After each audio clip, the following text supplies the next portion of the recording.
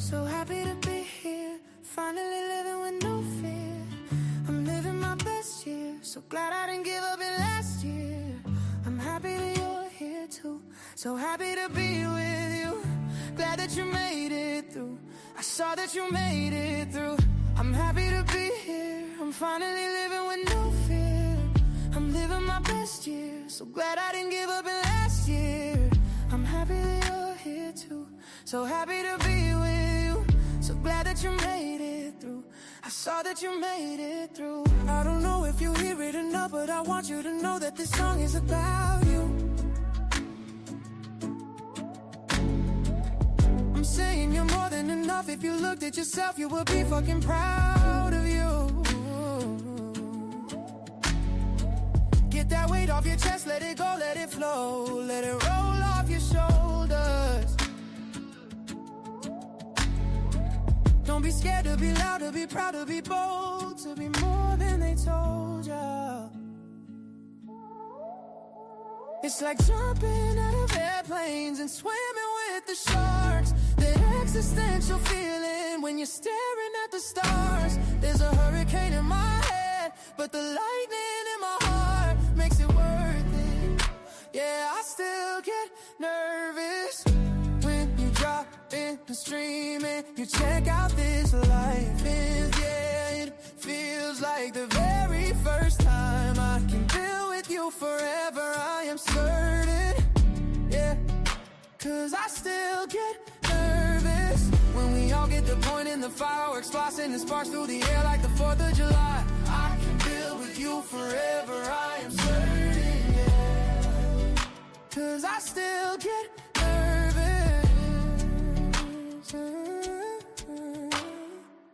So happy to be here, I'm finally living with no fear. I'm living my best year, so glad I didn't give up in last year. I'm happy that you're here too, so happy to be with you. Glad that you made it through, I saw that you made it through. I don't know if you hear it enough, but I want you to know that this song is about you. I'm saying you're more than enough. If you looked at yourself, you would be fucking proud of you. Get that weight off your chest, let it go, let it flow. Let it roll off your shoulders.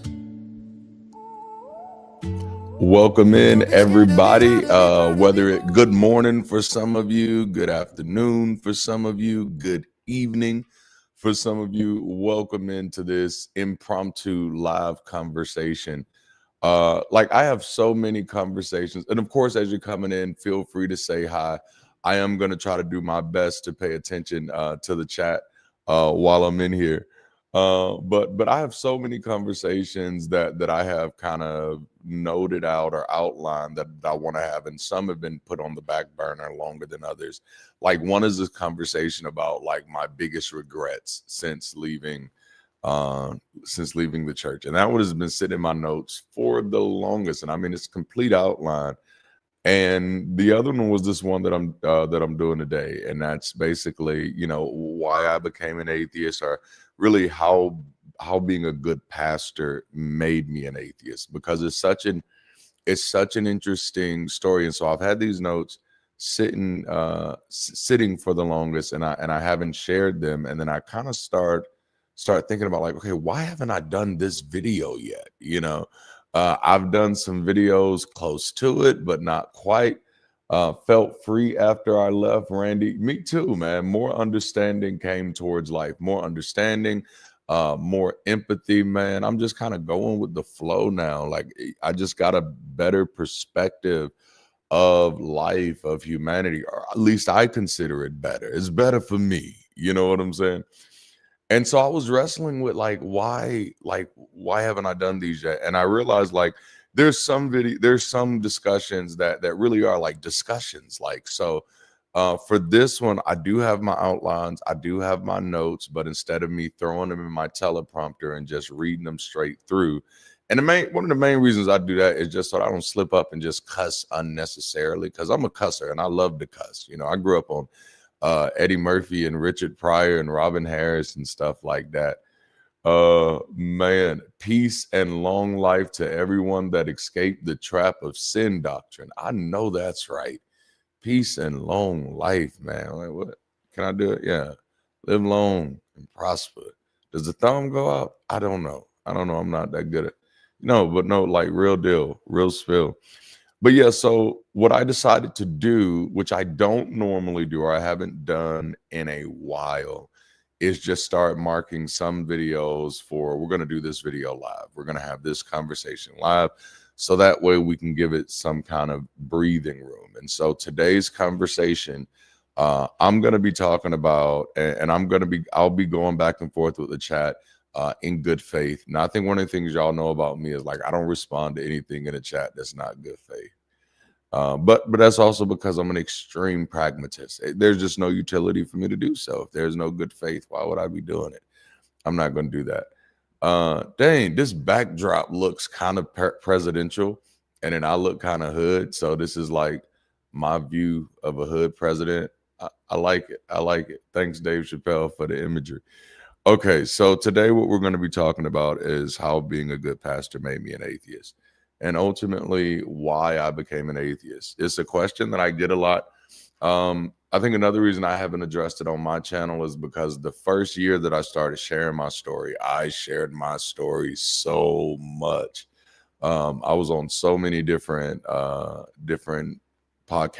or what may have you, interviewed, and so I shared my story a lot, and so I didn't want to water it down by bringing it to my YouTube channel. But I mean, for those of you who have followed me for the past 2 years, then you already kind of know some of this stuff. You know, it's in my reason for making content. It's in my reason for building community. It's in my reason for speaking against the harms that I do speak against, right? But I just shared it so much that I was like, if they want to hear my story, they can go watch an interview. But one of the things I did realize about the interviews is that interviews, and this isn't a negative, but anytime someone is doing an interview, they have a narrative journey that they want to take you on. And so where their narrative journey goes may not go to the things that are the highlights for your area, for your particular story. And that's kind of how my story is. There's a lot of things that a lot of people that when I hear other people deconstruction stories and deconversion stories and the things that led them to finally say, this is it. It's not the same as mine. Though it's not that those things didn't bother me. It's not that those things weren't issues. It's just there was a different journey. And so are y'all ready to jump into this? I'm not gonna Sundays is for the more preachy mode, so we're just gonna talk. But ultimately, like if I could sum it up, and I think I've shared this before, but if I could sum it up, the why I became an atheist is that I realized that I had pretended long enough. You know what I'm saying? And like one of the best ways I can explain that, especially if you were charismatic, especially if you were Pentecostal, if you were charismatic and you were Pentecostal and you were one of those, you went to those churches where they laid hands and people would fall out and stuff, then you've been into a place before. What's up, Juba? Yeah. Man, if you were Pentecostal, you've been into a place where you went to a church and they laid hands and then you fell out, right? And then you on the ground, and then eventually you get up, right? Like eventually you get up. Sometimes you'll look around and you'll see if other people have got up. But I like to use that moment, and actually this is my first time using that moment, but I like to use that moment now because it's the same thought. It's the same thought. Oh, I think I've pretended long enough. I can get up now. I've done my due diligence. I've put my time in. I've laid down long enough for something to happen. God didn't speak a word. Nothing miraculous has happened. So I think I can just get up now. And much of my deconversion story is kind of like that, of coming to that place of realizing, well, you know what? I think I can just get up. I laid down here long enough. I fell out when I was supposed to fall out. I was speaking in tongues. I'm doing all of that. I fell out. I even did a little Harlem shake when I went down just to make it mean something. I did everything I was supposed to do. I fell out. I am on the floor. I'm down here. I'm looking around. I think I've pretended long enough. I think it's safe for me to get up and in good faith and realize that no, if anything was gonna happen while I was down here, it was gonna happen. BTF Wayne says, my girlfriend's mom is religious, but she told us the story of being in the church basement as a kid and watching deacons practice passing out before service. Man, that is hilarious. Oh my goodness. I mean, we all want to fail safe, right? You know, ain't it funny how we can still bust out in tongues? Yeah, man, it's amazing. Like it is funny. Like the fail safe idea is so prevalent in churches, which I mean is one of the ways that you know that many people are already wrestling internally with the dissonance of God ain't gonna do shit. I'm sorry, you caught me live. I cuss, but like you've already caught it. Like so, you'll see. Like I'll never forget. Like one of my former mentors, and this is in my early days, and like you know, like, he was really big in the laying hands and whoosh, and what you know, and then he get drained in the spirit, and then he get drained in the spirit, and he'd be, oh snap, I hope my internet didn't go out. Okay, it's back. And so he'd be drained in the spirit, and then as soon as he get into the office, all of a sudden he not drained no more. And so like you start getting these glimpses of the very performative aspects, but just even the fail safe is like you start realizing like, dang, people do be having like an ace in a hole. Like, you know, like I'll never forget when someone came to my church one time and just like my church, we were not a wealthy church. You know what I'm saying? Like we were always like, I've always kind of had this kind of hood persona.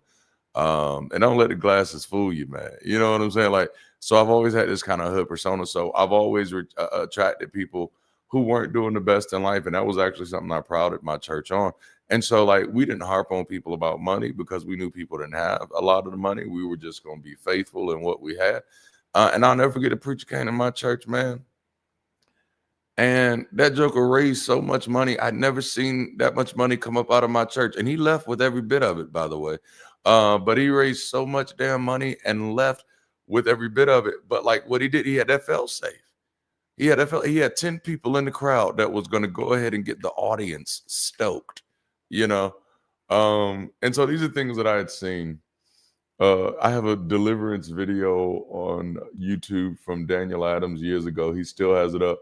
I believe I was hypnotized. What are your thoughts on this? On deliverance videos? Well, yeah, definitely much of what happens in the sensationalized aspects of church is sensationalism. There are certain sociological what's the word I want to use? There are certain sociological. I can't pick the word, so we're just gonna. I don't know. I don't even know what I want to say there.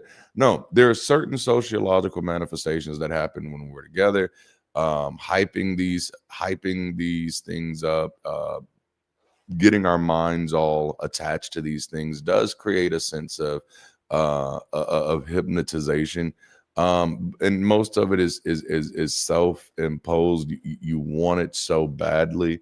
Like it's almost like people who pretend to be high and don't know they pretending to be high. Like you feed somebody some brownies and you tell them there's weed in the brownies and there's really no weed in the brownies. But now that you've told them that there's weed in the brownies, they feel all of these effects that actually don't exist. It's the same thing. I think the more we pay attention to the way humans respond in any environment, the church stops being mysterious, you know. Like I remember a time talking to a friend of mine. I was going to repost this video as a regular video, but now that I'm talking to y'all, I ain't gonna be able to do that. But I remember talking to a friend of mine, and I think I had to be in my early 20s, maybe barely that. And it was because I was realizing, like back then, I was Apostle Durante Martin, and my friend was Prophet such and such. I don't want to put his name out there. But we were talking, and I was telling him I was coming into this place, and I was realizing, like, I think my gift is more analytical than spiritual, you know, because I was really trying hard to pay attention to how these things were happening.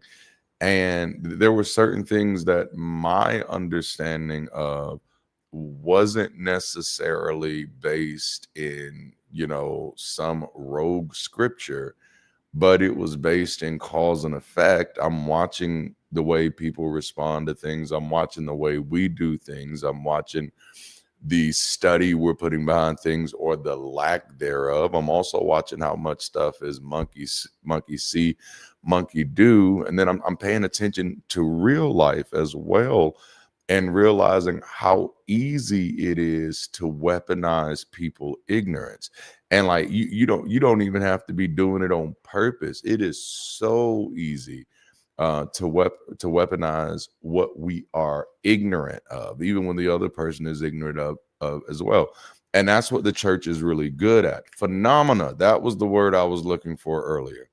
That's what the church is really good at. The church is really good at taking natural phenomena, psychological phenomena, sociological phenomena, and then putting supernatural labels on it, because it knows that you don't know.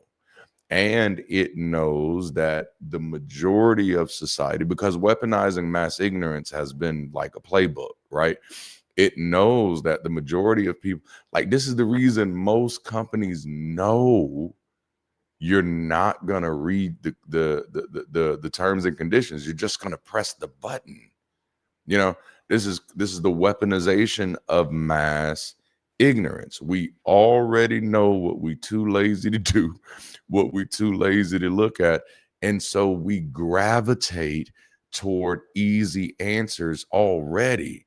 And then you make that answer spectacular. Oh my goodness.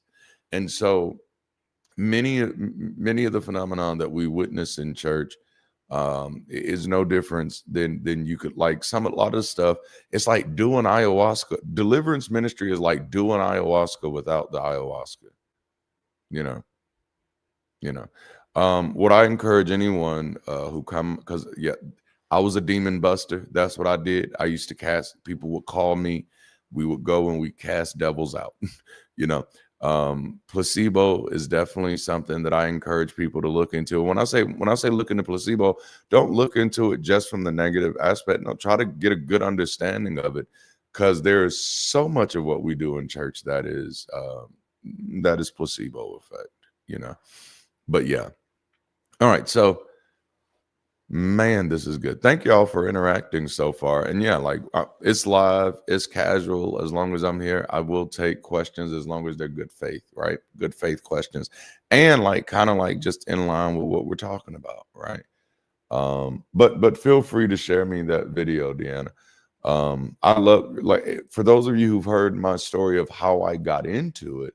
I got into Christianity through a deliverance situation. My mother got delivered. I put the quotations mark in the wrong place. My mother got delivered from demons. And that's when I was like, oh, God might be real. Because like one of my aunts had forced me to read the Bible as punishment. Like, well, just Genesis and Exodus and Leviticus, Numbers and Deuteronomy. And then she was convinced that I cheated in reading. So she made me write it. And so I did. I had to write those. But I had already come to the conclusion that was like mythology. And then just watching people in the churches that my family was a part of, it was like, it's obviously these people don't believe this shit. You know what I'm saying? Like, I love my granny with my whole heart. She didn't believe that. It was very clear that she didn't believe that. We believe in church. She was one of the matrons of the church. We believe in church sometime. And granny be like, that preacher thought he was getting my money today. He ain't getting my money. No, so I saw very clearly that this was just something that was socially beneficial, as some type of social utility that maybe I would understand when I got older.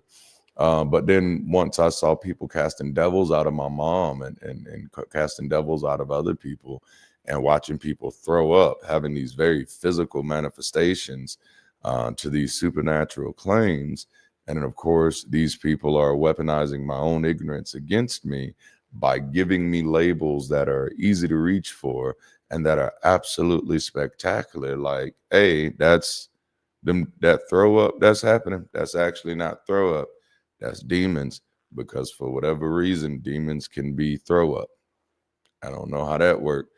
But in what you obviously know from situations like that, is that, and this is what I knew even as a young minister, is that there's no biblical rationale for that. That's not how Jesus cast out devils. There was no puking contest. You know what I'm saying? There's no biblical rationale for that.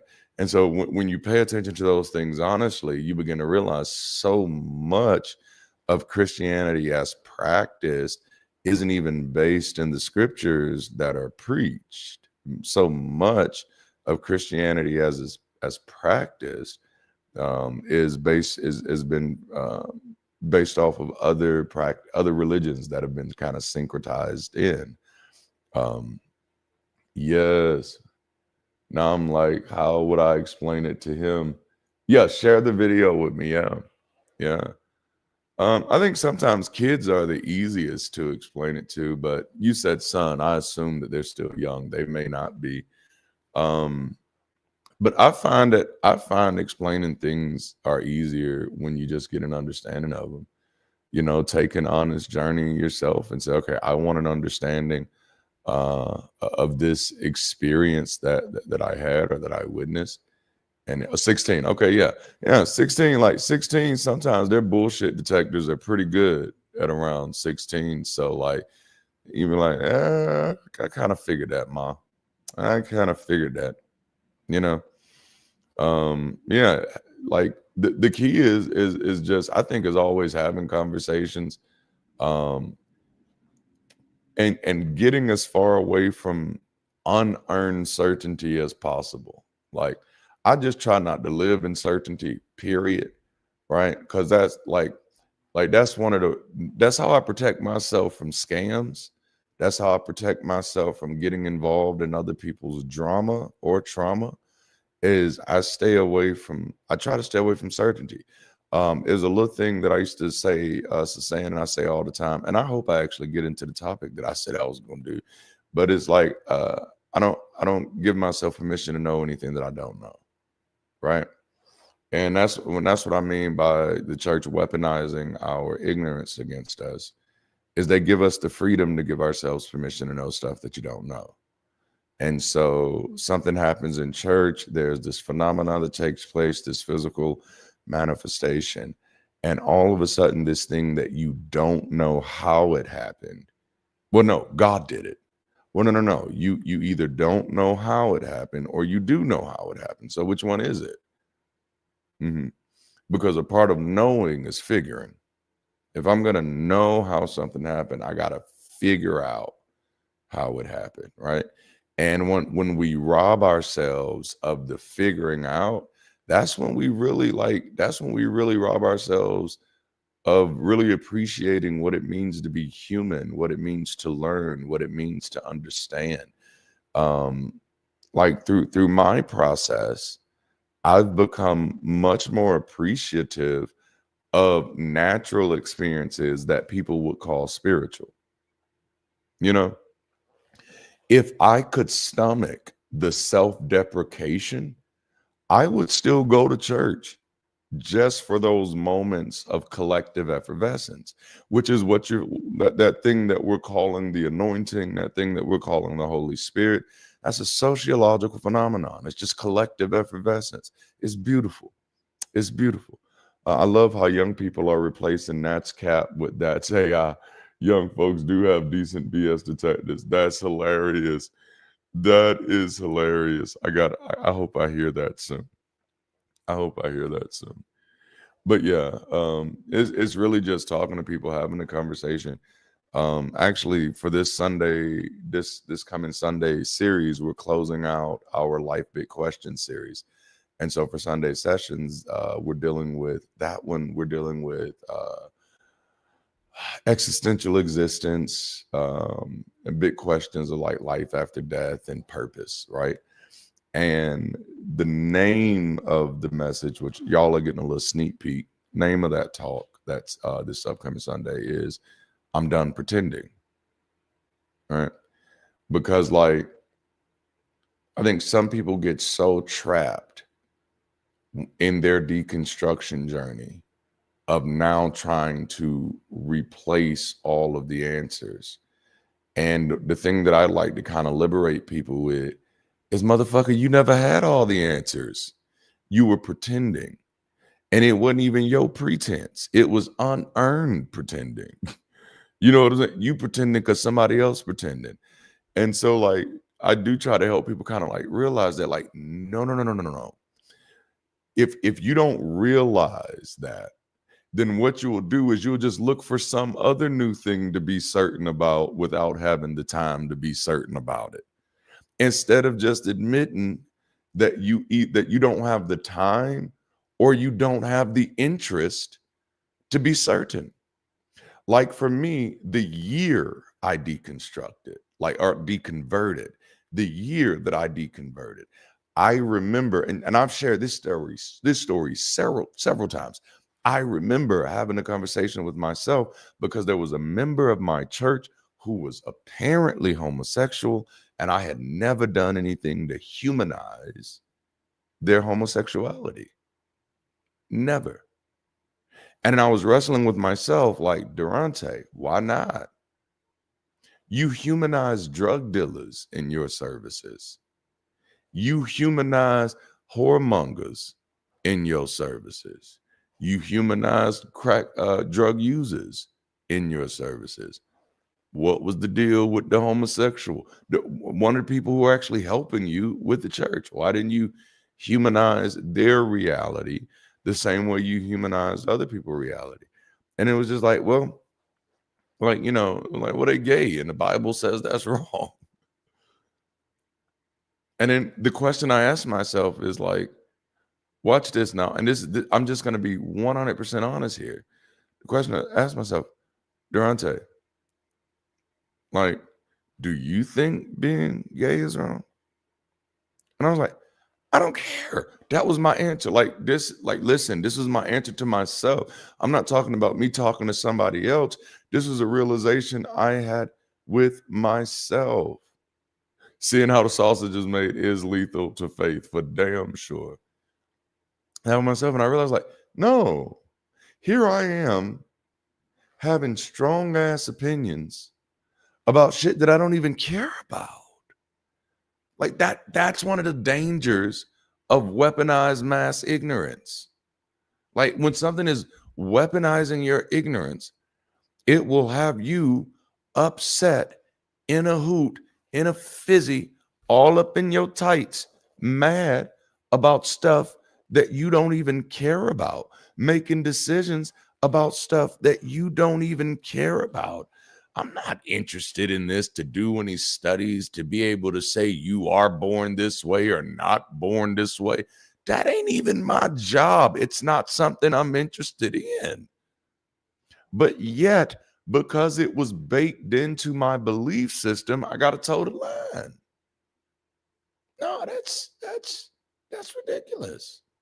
That's what I was like, nah, I don't really care. That doesn't matter to me. So then the question was like, if you don't care, why did you not humanize his reality? Because of a crusty ass book. Like that made me feel like a dumbass. You know? Because again, it's me recognizing that something is taking advantage of my ignorance. One of my favorite musicals is called The Music Man. So I like that. One of my having a specific wife, husband for you is one thing that destroys you. Oh yeah, that soulmate. Oh my goodness, that's horrible. Yeah, I like there's like 8 billion soulmates out there. Pick a few. Damn it. See, that threw me, but that's okay. That's what live is for. That's what live is for. I was going somewhere, and I don't know where I was headed down that street. I'm sure there was a store down that street I was headed to, but I didn't want to ignore the chat. Damn it. One of y'all that was paying attention, if it was important, you remind me. If not, I'll just kind of keep rolling and flowing.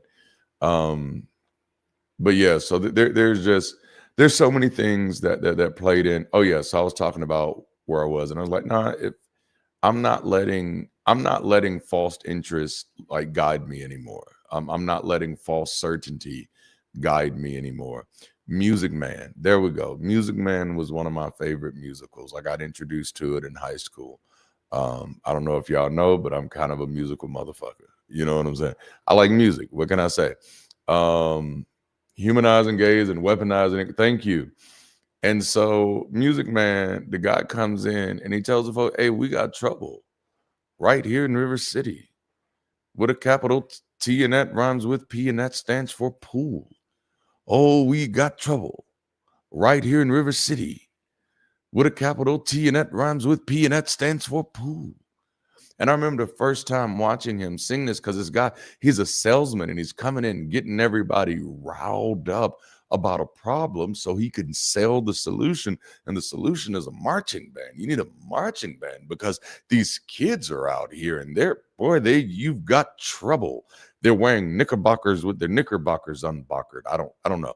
But there's like a whole bunch of stuff that he highlights that now listen, the people have been living in the community the whole time. None of this had been a problem before, but then he comes in and calls it a problem in a very sensationalized way. And all of a sudden the people are like, oh yes, we got trouble right here in River City, And that's what I think of a lot of times when people come to me with any certainty, on most things is how did you get that certainty? Like, you won't scare me off of the sensationalism. You won't like fear of missing out. I'm okay missing out, So the big point was like, we took the long way around, but the big point was like, I had realized I'd pretended long enough. Like I'd been doing this in good faith. I think this is one of the reasons I'm so damn lethal. Is because no, I had been doing this in good faith. I started with faith that was true. Like in the beginning, like I said, my journey is a little different because as a kid, I didn't believe in God. You grow up in my family structure, it's really hard to believe in a God if you paying attention. Okay.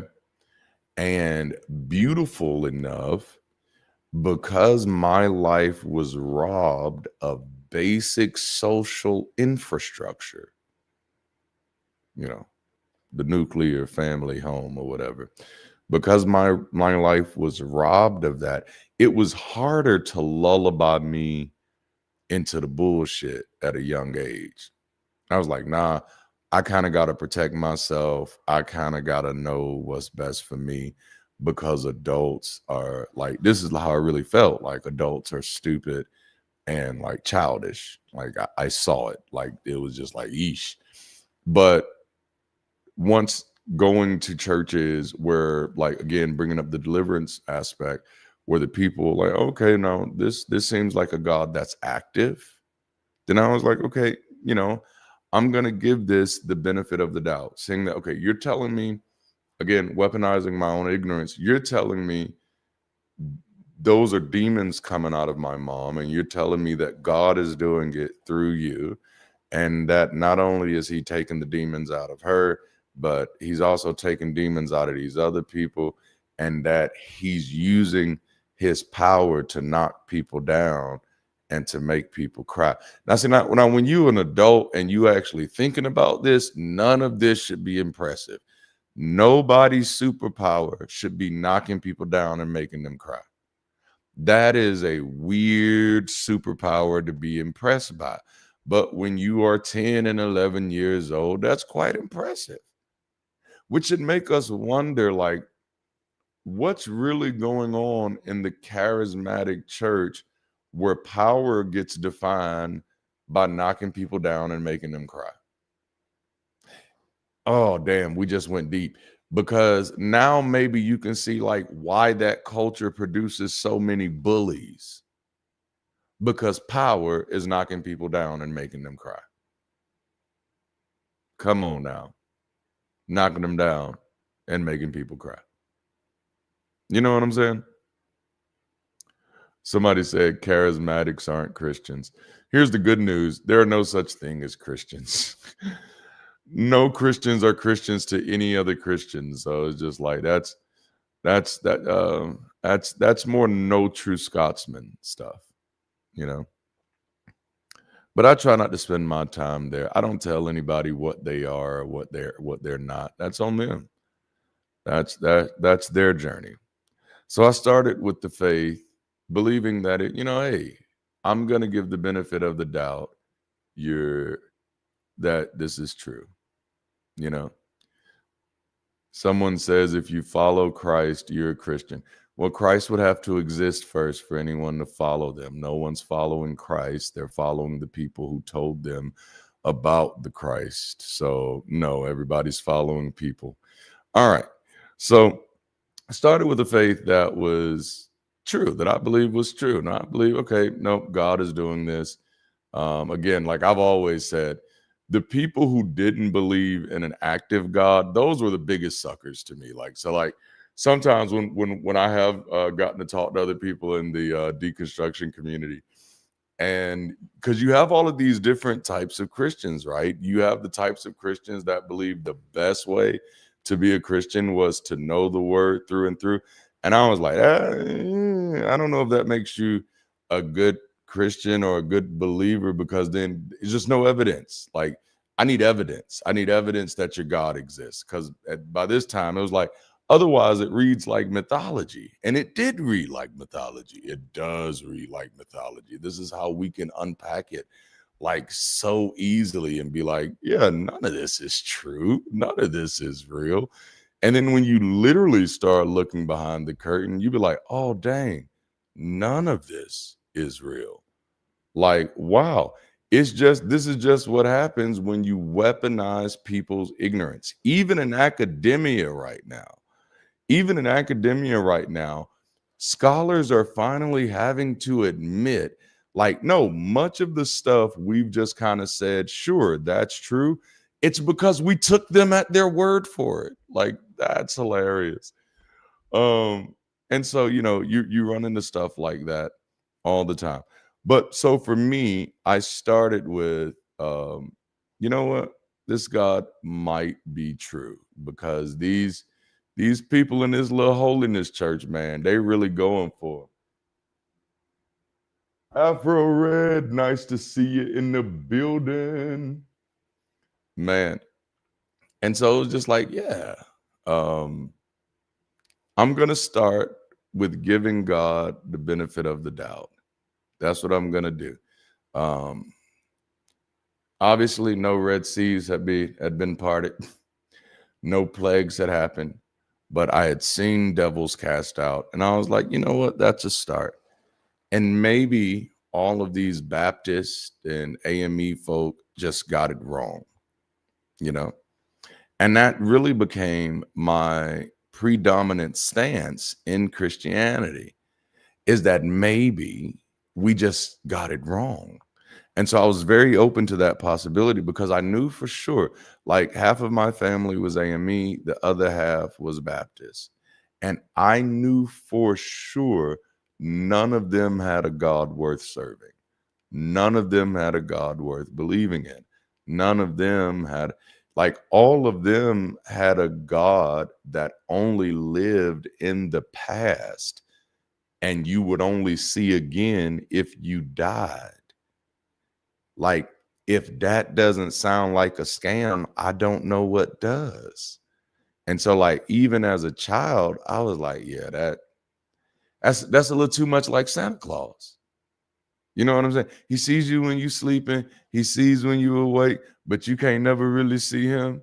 So be good for goodness sake. I know that ain't how the story goes, but that's how the story goes. So it's like, nah, people who have a God that you have to speak for, you don't have a God. People who have God, if your God only exists in the stories you tell, then that's like having a girlfriend that only exists in the stories you tell. If you have a friend that is always telling you about this girlfriend, that is so amazing. But this girlfriend only exists in the stories that he tells. Then after a while, you be like, bro, this bro ain't got no girlfriend. This brother made her up. She made up. Okay. All right. She don't exist. So, like, the Pentecostals are the only ones that had any chance of getting me into the faith. You know what I'm saying? Like, for everybody else, I honestly, and it's just me being somewhat facetious, but somewhat serious. I'm like, how the hell did you stay in it so long? Like, what reason did you stay? Like, why have a genie if that genie can't do anything for you? Like, that's just so weird. Like, the people who believed in a God who didn't heal, why the fuck would you want a God who can't do anything? He's all powerful, but he can't do anything. No, like those people were not gonna have a chance getting me at all. Like, no, nah. The Pentecostals, like they acted like they believed that the God idea was a possibility. Like, they acted like they had seen this dude. They acted like he showed up when they prayed. They acted like he came in the room with them. You know what I'm saying? They had like they sitting down and having coffee with God. Like they go in there deep. Okay, so they convinced. They're convinced, right? My grandmama, who was Baptist, she wasn't convinced. You know what I'm saying? Like, no, that's why she'll cuss your ass out. She wasn't convinced. No, you know what I'm saying? And that's a part of the dishonesty that I see a lot in this conversation about religion and Christianity. Half of the people that call themselves Christian ain't Christian. And I mean, like, you just, like, literally, they not going to church. What? You better talk to these pastors. No, these people ain't going to church. Half, and I'm saying half, that's modest. Probably 75% of the people who call themselves Christian not only don't go to church, but don't live nothing like the lifestyle. It's not their thing. Their Christianity is only for judging other folks, not for doctoring on themselves. That's not what that's for. You know what I'm saying? The whole point of having a genie is to judge other people. You know what I'm saying? Ooh. It looks more like a literature club than anything else, at least in my. And you are not wrong. You are not wrong. It's like it's a literature club that has the added benefit for many of making them feel like they're connected with the people that came before them, which is, from a sociological perspective, I remind people that the reason why religion is often so powerful is because it embeds one of the oldest practices of human identity, and that is ancestor worship. And so for many, I won't say for all, but for many, their relationship with their religion is mostly an expression of the relationship with their ancestors. And it's not always like long-term ancestors. Sometimes it's ancestors just like Big Mama, So like a lot of people who are Christians but are like strippers, drug dealers, and drug addicts, but they still Christians. You know what I'm saying? They're Christians because like Big Mama's a Christian, and I'm not going to let Big Mama down. And besides, God knows my heart type of thing, So for me, and I knew it was going to take me forever to get through this. For me, I I would, after like seeing the Pentecostal jazz and realizing, okay, there are some people out here that look like they take the book at face value. You know, like Ty Tribbett had a song, if he did it before, he can do it again. Same God right now, same God back there. That defined, like, no, if God is real yesterday, he got to be real today. That's the only way it makes sense. Otherwise, your God died or went away. And at that moment, he can no longer be like the chief God. You know, so in order for me, now not for everybody else. Everybody else, they were willing to believe the bullshit for nothing. I wasn't. No. If there is a God who could split the oceans back then, what the fuck is he doing today? You know, and so like the Pentecostals were the only ones who acted like, no, it's the same God. I've seen him move mountains. It's the same God, you know. So like they acted like they knew this guy. So I was gonna be like, you know what? I'm gonna take this. I'm gonna give this the benefit of the doubt. I'm gonna serve by faith, right? And so in the beginning, I started with faith that it was true. And as with most, that quickly became faith that was true-ish. You know, like now the faith is true-ish. For me, it became there's a truth in it, but it wasn't written because those were just men, and men are faulty receptacles of divine, you know, revelation. So the Bible to me became, the Bible is a mirror of the truth, or maybe even a shadow of the truth, or maybe like seeing through glass, like darkly, that's a little dusty and stuff because men put their fingerprints all over it, so we can't really see the clear picture yet. So my faith at that moment for the majority of my ministry was understanding that the Bible is not necessarily true, it's true-ish. Does that make sense? Anybody else feel like that when you were there? Anybody else? For like, yeah, why is he unmoving for Palestine? Like, come on now. Like, yeah, like, what is he doing? So very early on as a young minister, because I'm processing this stuff fast, because like you have to understand, like you have to understand the psychology, the pathology that this puts you into. Like you go from not believing in a God, like this fanaticizes you, radicalizes you, if you will.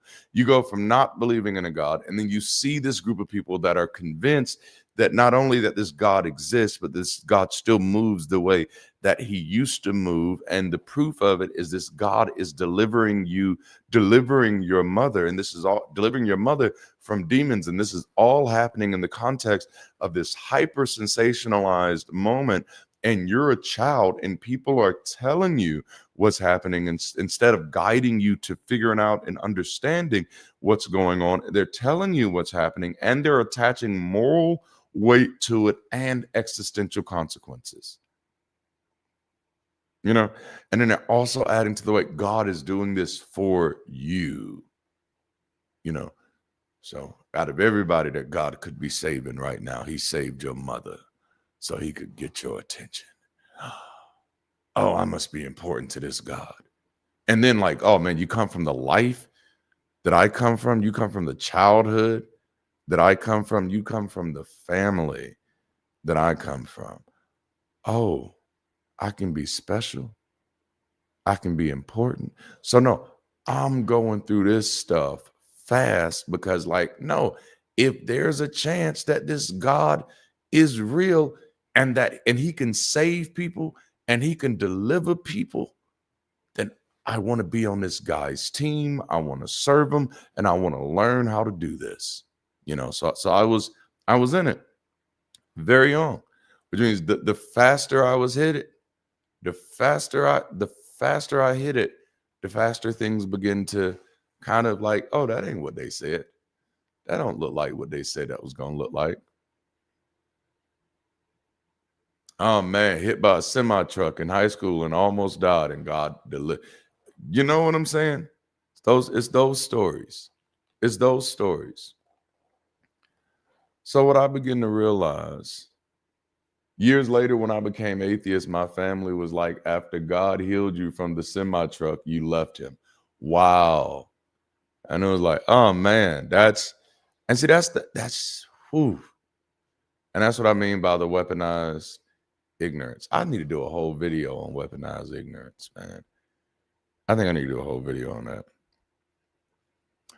So, and I'm taking this way around because I want you to understand who I am as a person and what my struggles were. That's right. No hate like Christian love. Like that's like you saw my response is like, damn, man, thank you. I try. But very early on, as a young minister who's navigating this stuff and having to navigate it on my own, because while I still am willing, while I am at this moment where I'm now willing to believe that there is a God, and I'm willing to go as far as to serve that God by faith, understanding that, okay, maybe I don't know who this God is just because I'm so young right now. You know what I'm saying? And because I grew up in a family that wasn't really practicing religion the way that it was supposed to be practicing religion type of thing.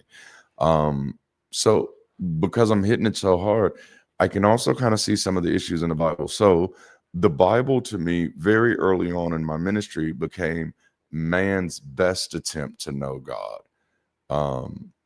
So like biblical literalism was hard for me, which is weird. I say that because it wasn't that damn hard, because I believed in the powerful stuff, literal stuff like raising the dead, healing the sick. All that was literal.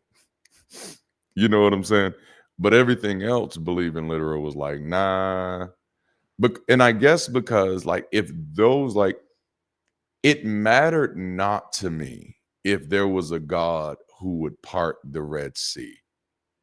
It mattered to me if there was a God who would heal the sick. You know what I'm saying? And that's a very important indicator into who I am and how I kind of view things. Man, yes, I am so glad to see that more people are after the truth and are. I'm glad to see that more people are no longer satisfied with somebody else's answers. All right, like that's the thing. That's the mistake we can no longer afford to do.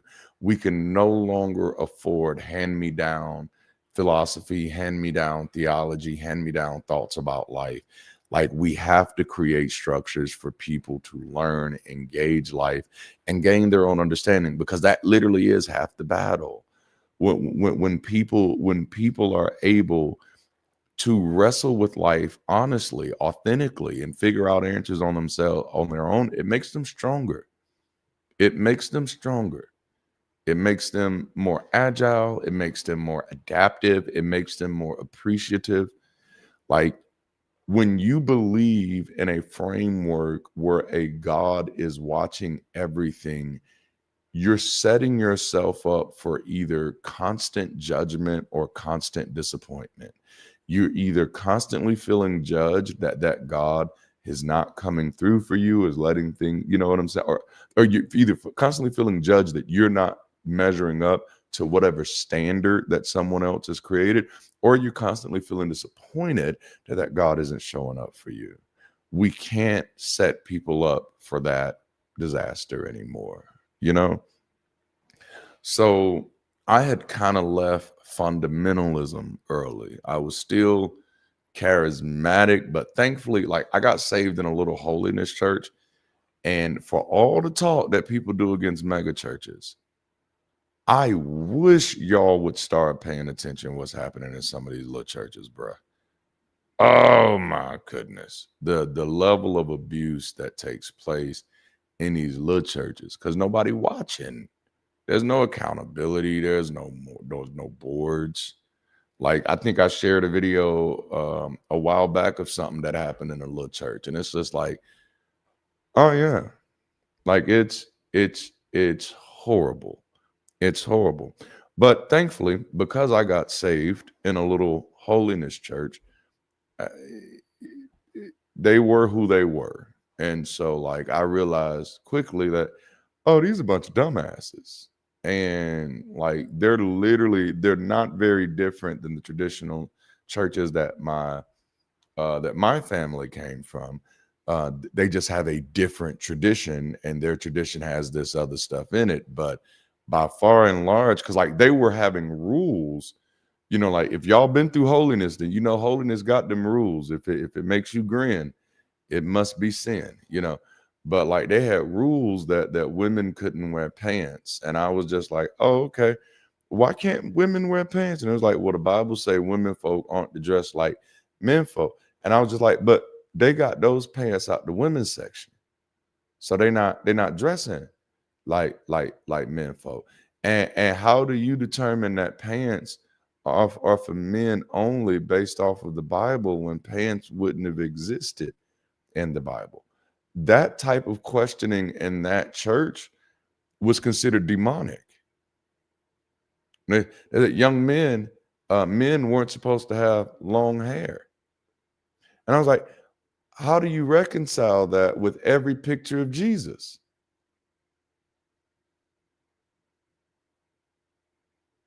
At that moment, you only get so many questions from me before I realize that you don't know what the fuck you talking about. That you're literally just mimicking what somebody else has told you. You are a victim of someone weaponizing your ignorance. And now you're trying to hold me hostage to your ignorance. That's how I felt. And I'm like, okay.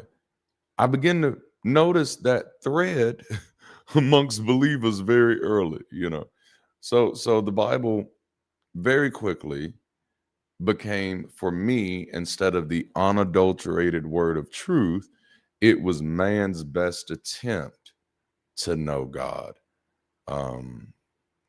After about 3 decades in ministry, which is where I was on my way out, God was already so far removed from intervention that I situated God outside of the universe. Like, and this may sound odd, but this is actually a common trajectory that many pastors take. That in order to reconcile a God of non-intervention, you have to situate God somewhere where he cannot intervene. Now, for the charismatics and the Pentecostals, and I'm talking about the really deep ones, that's just putting God in a different realm. And so for a long time, God lived in the spiritual realm where he could not access the physical realm without a body. That type of stuff. That's religion in a nutshell, isn't it? It is. It's somebody figuring out what you don't know and then telling you what it is. But so I situated God outside of the universe, outside of time and space. I was willing to go through every level of sophistication necessary to hold on to God belief while still explaining reality. So I was very early on in my faith, even before knowing that there was a movement behind it or a word for the terminology. Because as a Protestant and as a Pentecostal Protestant by that time, I didn't really give a damn about church history. Didn't care about, well, how did the Catholics used to do it? Nope. We already know they did it wrong. That's why we broke off from them. Didn't care about how the Lutherans did it. Nope. We already know that they did it wrong. That's how we broke off from them. So to me, and watch it, and it's kind of adopting the psychology, almost psychology of the Bible, is that like we've been wrong since the beginning. Like that became kind of like my understanding, is that we've been wrong since the beginning and we're kind of getting better. So we really shouldn't expect the people back then to have a better glimpse of God than we are today. Do you see the loops? Do you see the hoops that I'm willing to jump through to kind of, and it's because I'm trying to practice my faith in good faith. So I embrace the idea of what is now called progressive revelation, and that is the idea that God is constantly speaking to us, constantly showing us his plan, constantly revealing to us what he wants. And while the Bible is a good foundation to understand how God deals with man, and just notice the patriarchy, everything is man, is a good standard or a good example of how God deals with man. We can take it seriously, but we can't take it literally, is how I approach that. So my approach was, we have to be on a journey to understand God. We can't just, we can't just leave it up to Abraham's revelation. Abraham just started the race, but he passed the baton. And each of us, watch this, we have to go glory to glory, to glory to glory to glory to glory. Well, y'all know I still love Fred Hammond.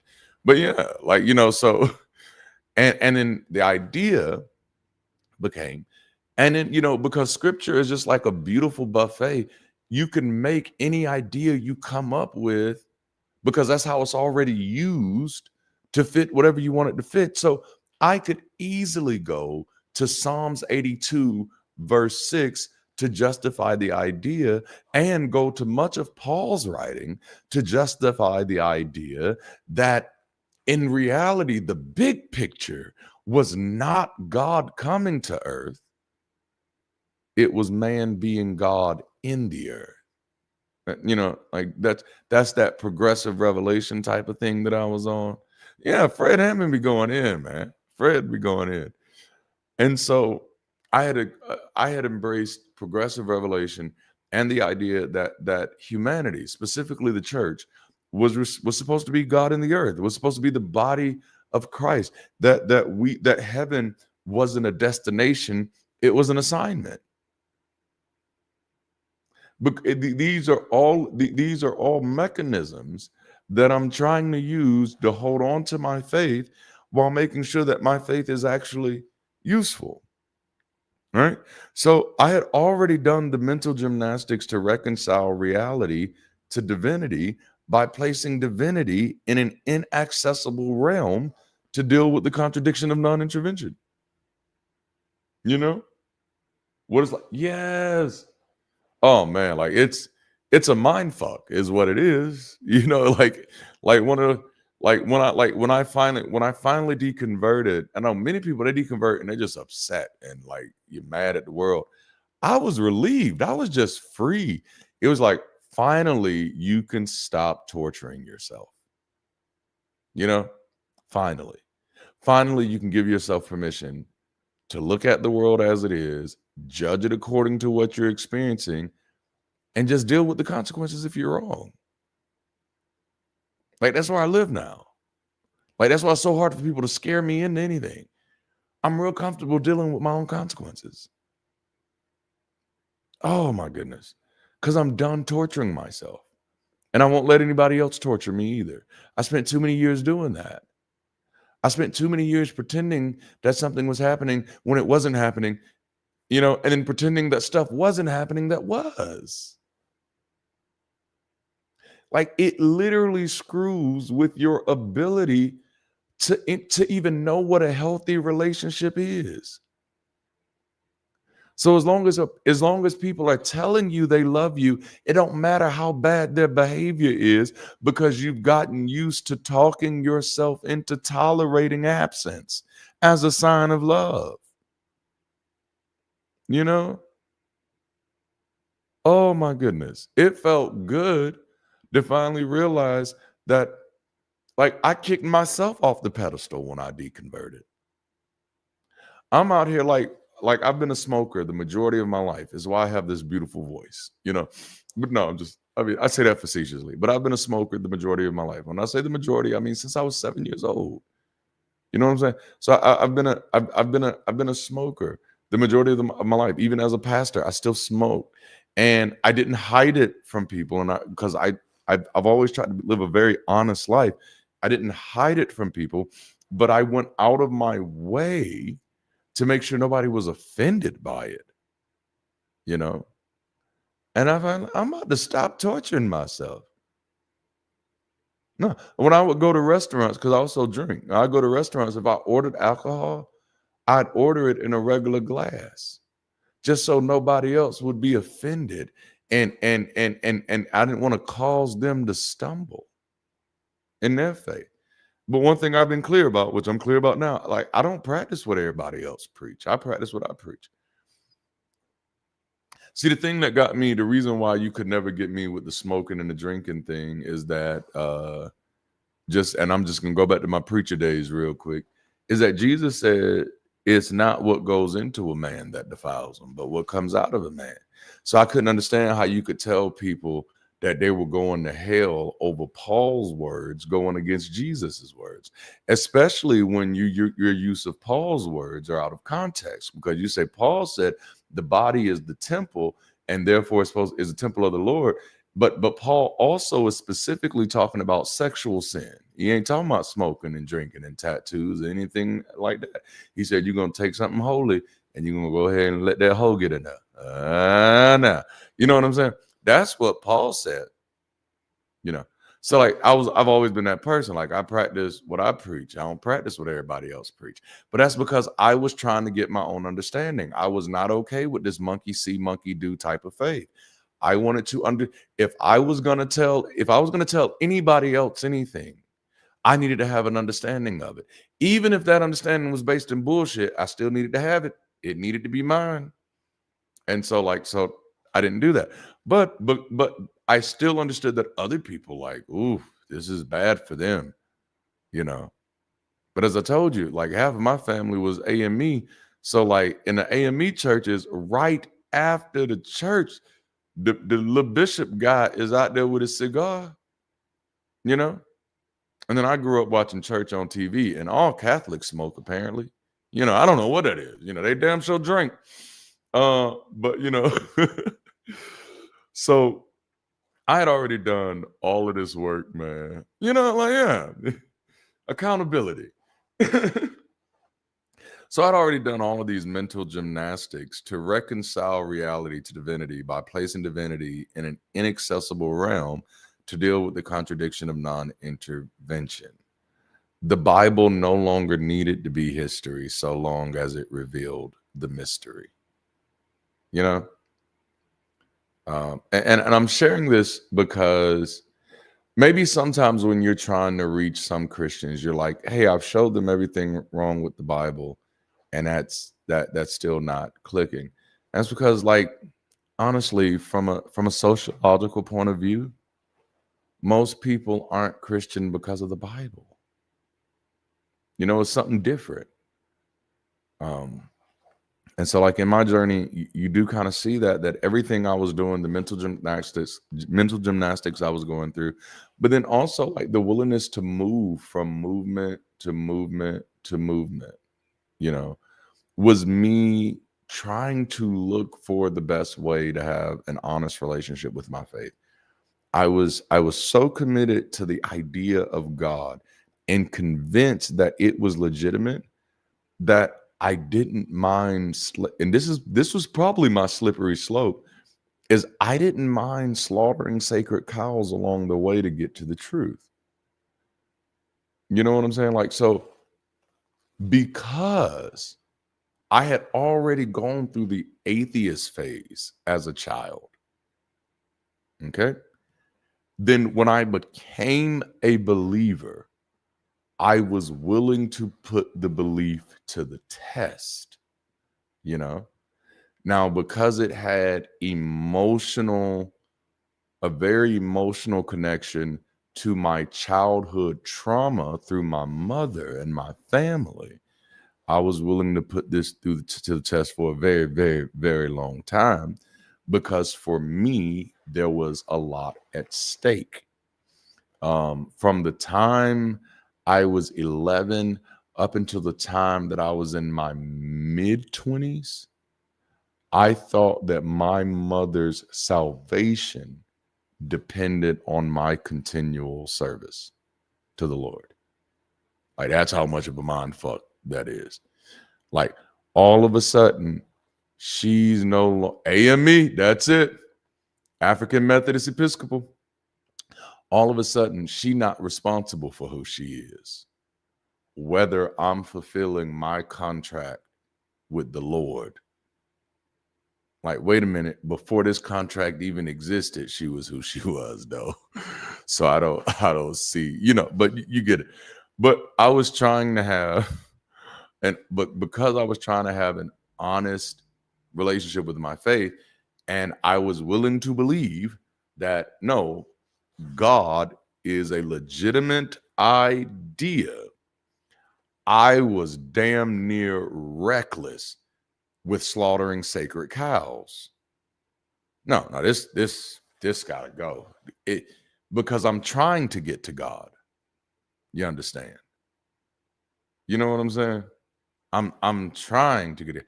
Oh, AME it's a denomination of the Methodist Church, and if you want some history on Black folk, Henry McNeil Turner is a great place to go. I hope I gave y'all the right name. But no, the AME Church, okay, they're boring.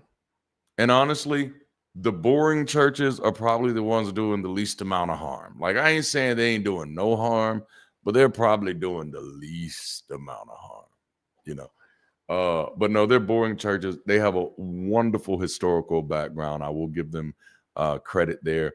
And also, one thing that I give the AMEs credits for, and I don't know, this might be a staple across many of the Methodist denominations, but like, they require their pastors to have an earned master's degree. And I do like that. But when you say earned, it's a real thing when you're dealing with theology. It really is. Because even if we're working in like just the best of faith, best terms, right? I'm being as generous as possible. Theology still just means thoughts about God. And so you just got a whole degree and opinions on something that don't exist. So anyway, but so because I was trying to get to God, I was okay slaughtering sacred cows along the way. So like, I rejected the traditions and the rituals of the AME and Baptist churches as relics of misunderstanding. For other people, that was a bridge too far. You can't do that. And I'm like, it's either God or it's not God. This either helps us get close to God or it doesn't help us get close to God. This either helps us understand God more or it doesn't help us understand God more.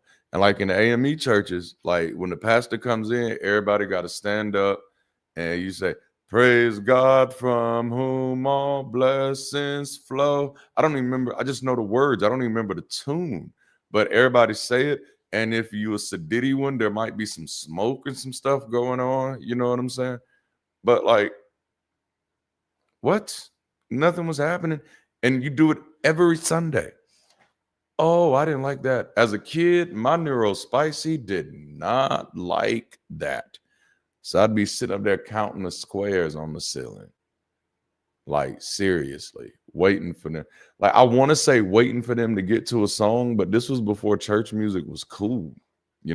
This was back when the church still thought Kirk Franklin was the devil. Something like that about theology. Yeah, man, it's wild. Theology, it's a weird thing to get a degree in. It's a weird thing to get a degree in. It is. But I rejected, like, I had no problem rejecting rituals. I had no problem rejecting traditions. I had no problems walking away from things. I eventually walked away from revivalism as sensationalized spectacle, misguided at best, manipulation at worst. And that's definitely something that I've shared with you on my channel. Because, like, again, that's the thing that brought me in, right? This active God. And so from 11 years old to roughly, because before 19, to roughly 18, that literally defines the majority of who I am.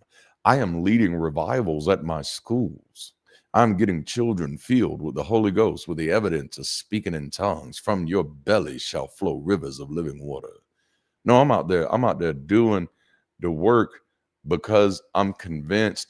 And because I'm doing the work, it also makes me extremely dismissive of people who wasn't, and that's how, like, I'm like, but y'all ain't reaching nobody though.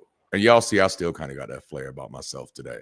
Like, y'all ain't reaching nobody though. You're not reaching anybody because why? This is how I would have said it then.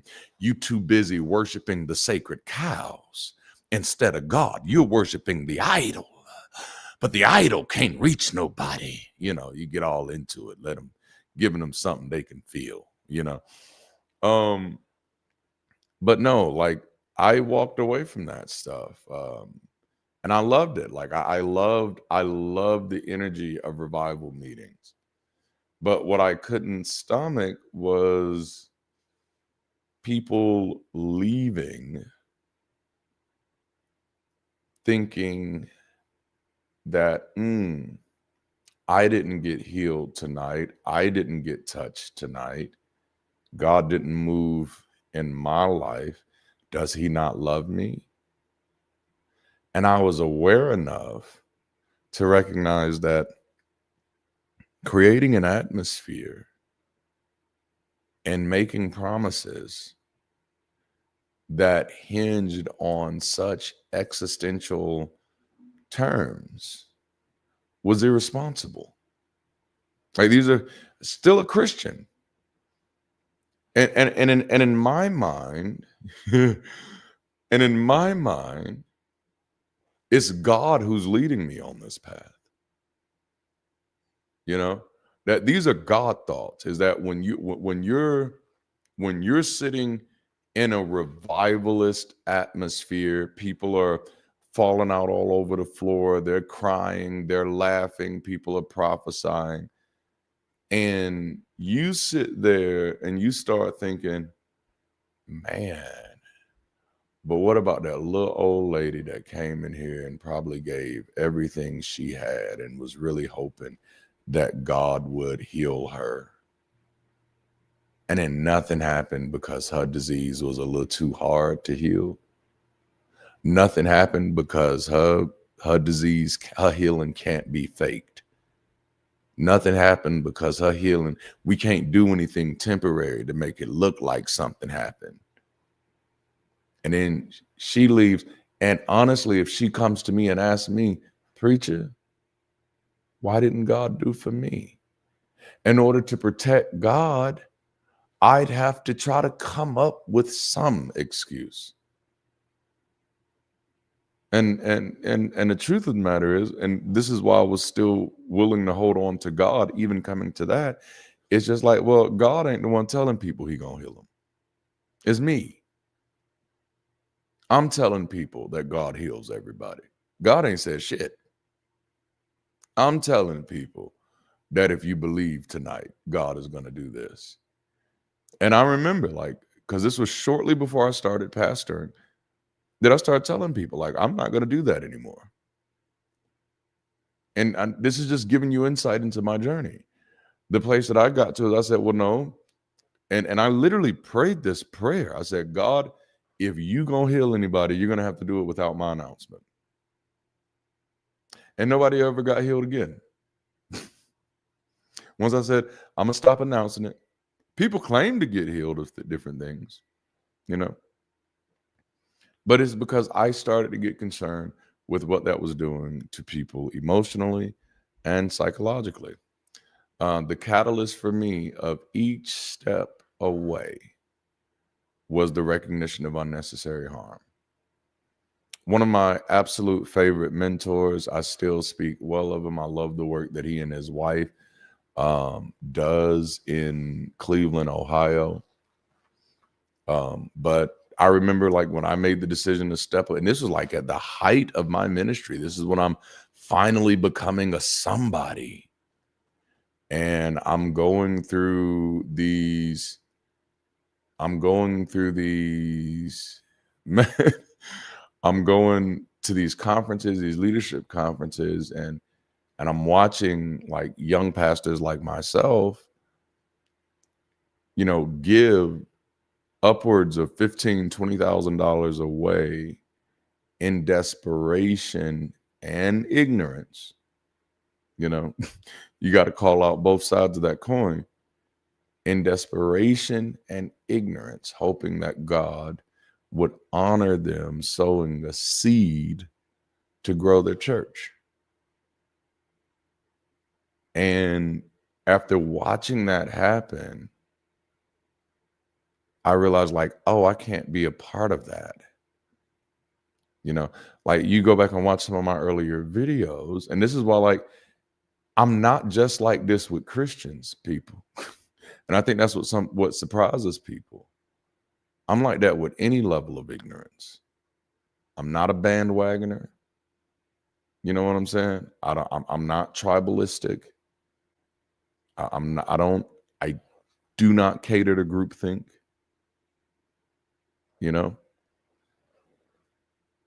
Because I've already seen how damaging that can be. And so I step away from things when I see the recognition of unnecessary human harm. Traditional churches bullied people who didn't know or understand their rituals. Like, think about, like, and this was, I didn't mind killing the sacred cows. Think about somebody walking into a building with a hat on that's never been to a church before, and somebody's ego feels so inflated that they feel like they get to berate you for having a hat on in a building. Like this is 1765 or something. I started noticing that these places that weaponize ignorance, they also create a culture of pseudo-intelligence and pseudo-professionalism that gives people an unearned authority and audacity to mistreat people based off of their bullshit. In those smaller traditional churches, little like girls growing up, those heifers are terrified. They go through hell. Like they can't wear spaghetti straps. They can't wear shirts like in a look. Kojic Church, Kojic is Church of Our God in Christ. You couldn't wear any shirts that showed the underarm because the underarm looks too much like a vagina and somebody's dick might get hard. And of course, that's your fault.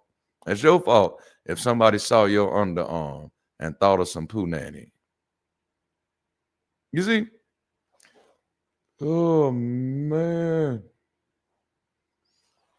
Oh, my goodness. So I've seen this stuff. I've lived it. I've wrestled with it. I've tried to reconcile it. Some of it I've made excuses for. Others I've been able to say, nope, that's just people, and that's too far. And so these traditional churches are bullying the hell out of people, and these revivalist churches are creating all type of emotional and psychological torture. Like I remember one time I prayed so hard that my nose started bleeding, and I thought that meant that I did a good job. I must be really praying today. You know what I'm saying? Like imagine for that to even be the mindset. Like I was at Carroll High School then, so I had to be like 16 or 17. For that to be the mindset of a teenager that, I'm praying so hard that my nose is starting to bleed. I must be really pleasing God. For people not to recognize that as some form of psychosis is disheartening. And that is a very dangerous thing because like, when people start believing the thing that nobody else believes, but everybody else pretends to believe, you normalize psychosis. you know? And so now there are a lot of churches that are filled with people who are absolutely mentally unstable, but no one can recognize it because it is so normalized. I don't know if you're having an episode or prophetic encounter. You know,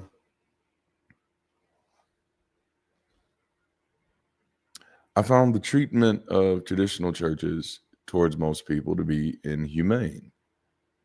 In many of the traditional churches, the property was respected more than the people. You know, the pulpit was actually sacred in traditional churches. This is one of the reasons why I damn near gravitated, I definitely gravitated towards the bigger churches, because at the bigger churches, there was no pulpit. It was a stage. And that felt good. That felt good to me. The little churches, you mess around and touch that little table at the front, and you wish God struck you dead by the way people look at you and talk about you. But even the revivalist cultures, and I think many of them had like good intentions, but they become inconsiderate of the realities that they're wrestling with. That's why I stopped being a demon buster. Like there was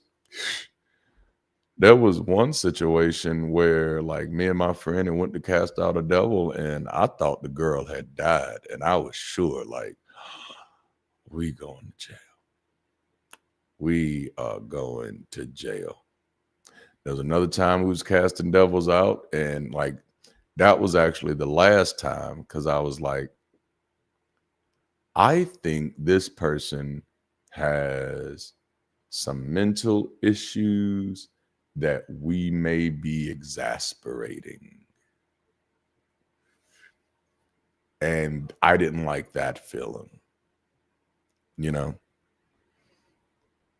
And so I found that to be inconsiderate. Like if you're going to be,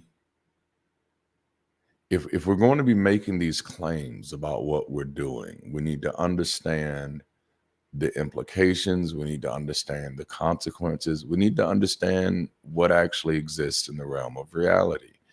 And that's definitely something that began to concern me, is that just the thought of being anointed was all that we need, was the only qualification we needed.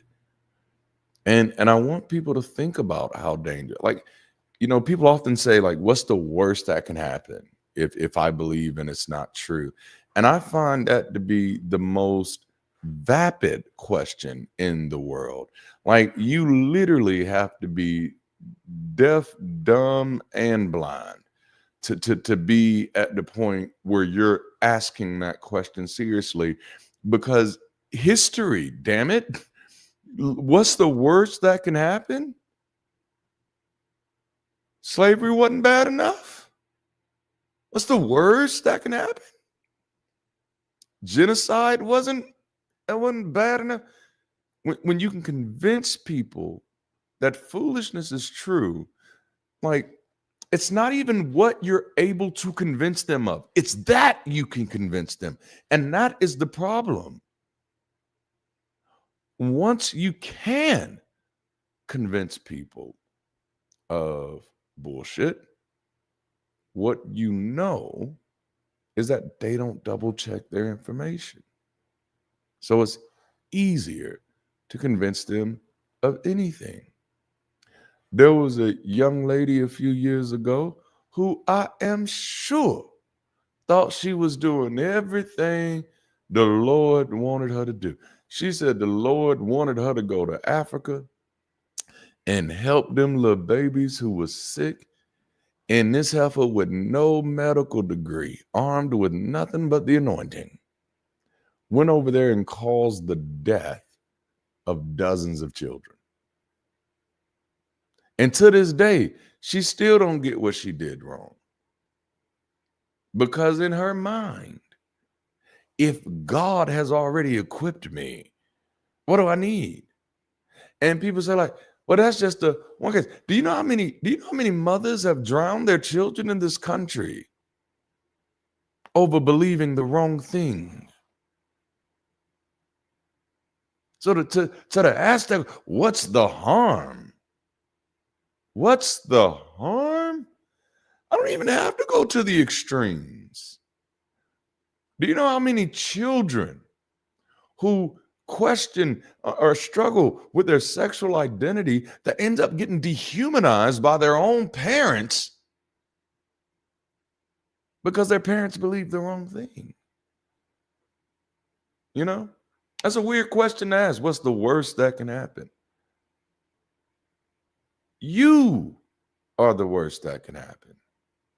Someone who could live in a reality that is caused by people believing the wrong thing and not have a clue. You know, weaponized ignorance. Like many Christians, dang it, y'all, I did not expect to be here this long. Thank y'all. Y'all are so nice. Y'all are so nice. Like many Christians, I was not a servant of the God of the Bible. Because as a scholar, as an academic, I was able to realize that that God was a caricature of our own misunderstanding. Like most believers, I worshiped the God behind the Bible. That's how I would have put it back then. You know, the one who inspired the imagination that penned it, but had no hands in shaping it. A God who would not dwell in buildings made by man's hands, and therefore would not dwell in pages made by man's hand. In order to protect my relationship with the faith, God had to become bigger than the problems of the text. And so that's what I did. Every time I'd come across the problem in the text, I'd make God bigger than the God of the text. The God of the text was childish, vindictive, jealous, and obsessive. But that, in my worldview, as I was evolving, was just God viewed through the lens of our own broken humanity. That was what we projected onto God. And I never realized how close I was. How close I was. But at that moment, I was still seeing God as the object and not the projection itself. Man. Yeah, like to say God is love, it's like, bruh, ain't nothing loving about this. Like, this is why, like, no. For God so loved the world that he gave his only begotten son. Give me any context where somebody else killing their own child is loving. That makes zero sense unless you've already been indoctrinated. You know? No, that's not love. That's like somebody telling me, Durante, your daddy so loved the world that he decided not to be a father to you. Oh, that's not the flex you think it is. That is not the flex that you think it is. And then adding the word only just makes it worse. You know? It's only, oh, what the fuck am I in? I thought we was all God's children. Now what done happened? You see? So I've justified that the God of the text is our fingerprints on divinity. You know, the God behind the text, however, the thing that pushes us, you know, to all seek after this thing, was all loving, all knowing, and immovable with no shadow of change. By the time I was in my final years of pastoring, because again, I was trying to have the most honest relationship with my faith as possible, as I thought possible. By the time I was in my final years of pastoring, God had become synonymous with truth. That was, to me, That's why I felt that's what I felt was the safest theological position I could take, because I had already realized that biblical history, as preserved by so-called scholars, was unreliable, untrustworthy, at many times just parroted from one generation to the next without ever being verified, interrogated, or inspected. These are things I knew.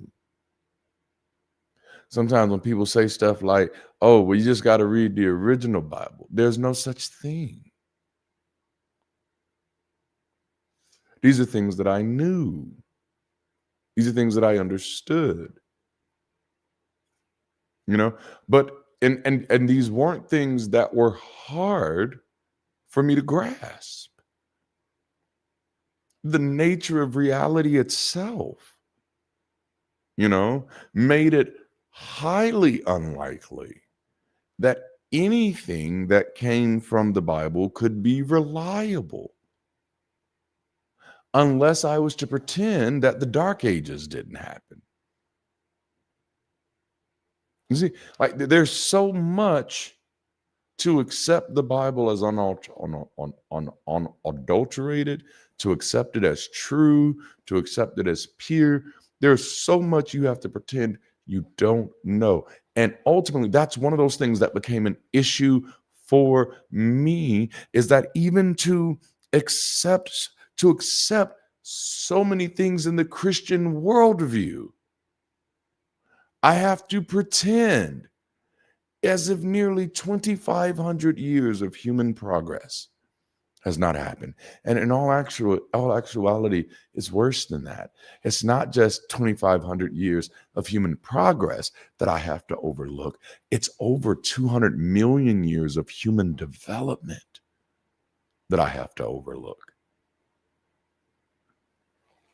I have to pretend that the world is trapped into this bubble that it's not trapped in. I have to pretend that time didn't pass that passed. I have to pretend that any day now, just right around the corner, is equivalent with 2,000 years. That when Jesus say, I'll be back, he just playing. You know what I'm saying? It's like all of these type of things that you got to pretend, So by the time I was in my final leg of pastoring, I was already at that place where, yeah, I'm preaching from the Bible because it's familiar. I'm preaching from the Bible because it's language that people recognize. But truth is God. That's where I came to. Like, God is truth, and truth is God. And so the place that I lived theologically for those last few years was that anything that is not true cannot be God. So if it's not true, it can't be God. This is how the Bible becomes more mystery for me than history during this phase. Actually, I think I used to preach that. I used to tell people the Bible isn't history, it's prophecy. It's not telling us where we've come from, it's showing us where we're going. Hallelujah. Type of thing. But I say all that to say that through my journey as a believer, I had already confronted the possibility that there wasn't a God by making God so big that all possibilities fit. I was comfortable with the idea of a non-existent God, or possible with the idea of a non-interventionist God. Yeah, hallelujah type thing.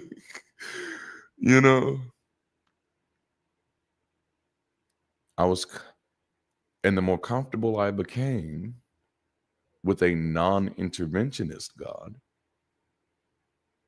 the more I had to wrestle with the idea of a non-existent God, because from a utility perspective, ain't no damn difference. If you're being attacked and somebody's not going to intervene, that's just as good as them not being there. I'm going to be here, but I'm not going to be helpful. Damn. Being here is not the same as being helpful, right? This is one of the reasons why, like, I can't really go backwards, because people ask now, like, what would it take? And it's like one of those questions I don't like. Like, what would it take to convince you that there was a God? Amnesia? I'd have to forget everything I know. You know what I'm saying? Like, I'd have to forget. Like, no, a God, like, listen, if a superhuman being showed up tomorrow and said, hey, I am he, I'd be like, what the fuck you been, motherfucker? We've been going through it down here. And now you want to show up all late with your superpowered ass. No, fuck you. No. What is the utility of a God that is here but is not helpful? No, I got to do the hokey pokey to get this God's attention. I have to say a special prayer to qualify for help. And if I don't say, I got to say the prayer in the right person's name. No. What good is it for you to be here if you're not going to be helpful? No. Amnesia is the only thing that, like, I'd have to be amnesiac. I'd have to forget everything I know. Which takes us right back to that weaponized ignorance. People prey on what you're unwilling to understand, what you're unwilling to figure out, and what you're unwilling to admit that you don't even care about. You know? Man, I love that. I love that. Speaking of God being a motherfucker, that is a beautiful segue. I had known the flaws of scripture since I was a child. I had seen the flaws of theology in practice, the church, since I was a teenager. I'd seen more than enough evidence that not only does God not intervene, that many times people would pretend to support the narrative. I'd seen it all. I remember the first year I got saved, I was absolutely tortured in the church that I got saved in. But because my mindset at the time was God is testing me, it allowed me to tolerate abuse. You know what I'm saying? Yeah, by the way, my imaginary friend can beat up your imaginary friend. Or even worse, when you internalize that type of disassociation, it becomes my imaginary friend wants me to go through this. My imaginary friend wants me to learn something from this. My imaginary friend is trying to teach me a lesson. And so then you begin to tolerate things that are all types of crazy. Very first thing that made me start questioning. See, well, that's the thing. I started as an atheist. So I'd been questioning from day one because I didn't feel any different. Definitely been there. It was the questions that ultimately, the questions helped me navigate faster, right? Like, so, because I've always had questions. Like one of my biggest questions, like from day one, and I remember asking an elder minister this, and like, where did Jesus come from? That was a real question for me. Because like I had already, again, told you, I read the Bible as a child for punishment. Like that was my punishment. And I'd read the whole Old Testament. There was no promise of a son.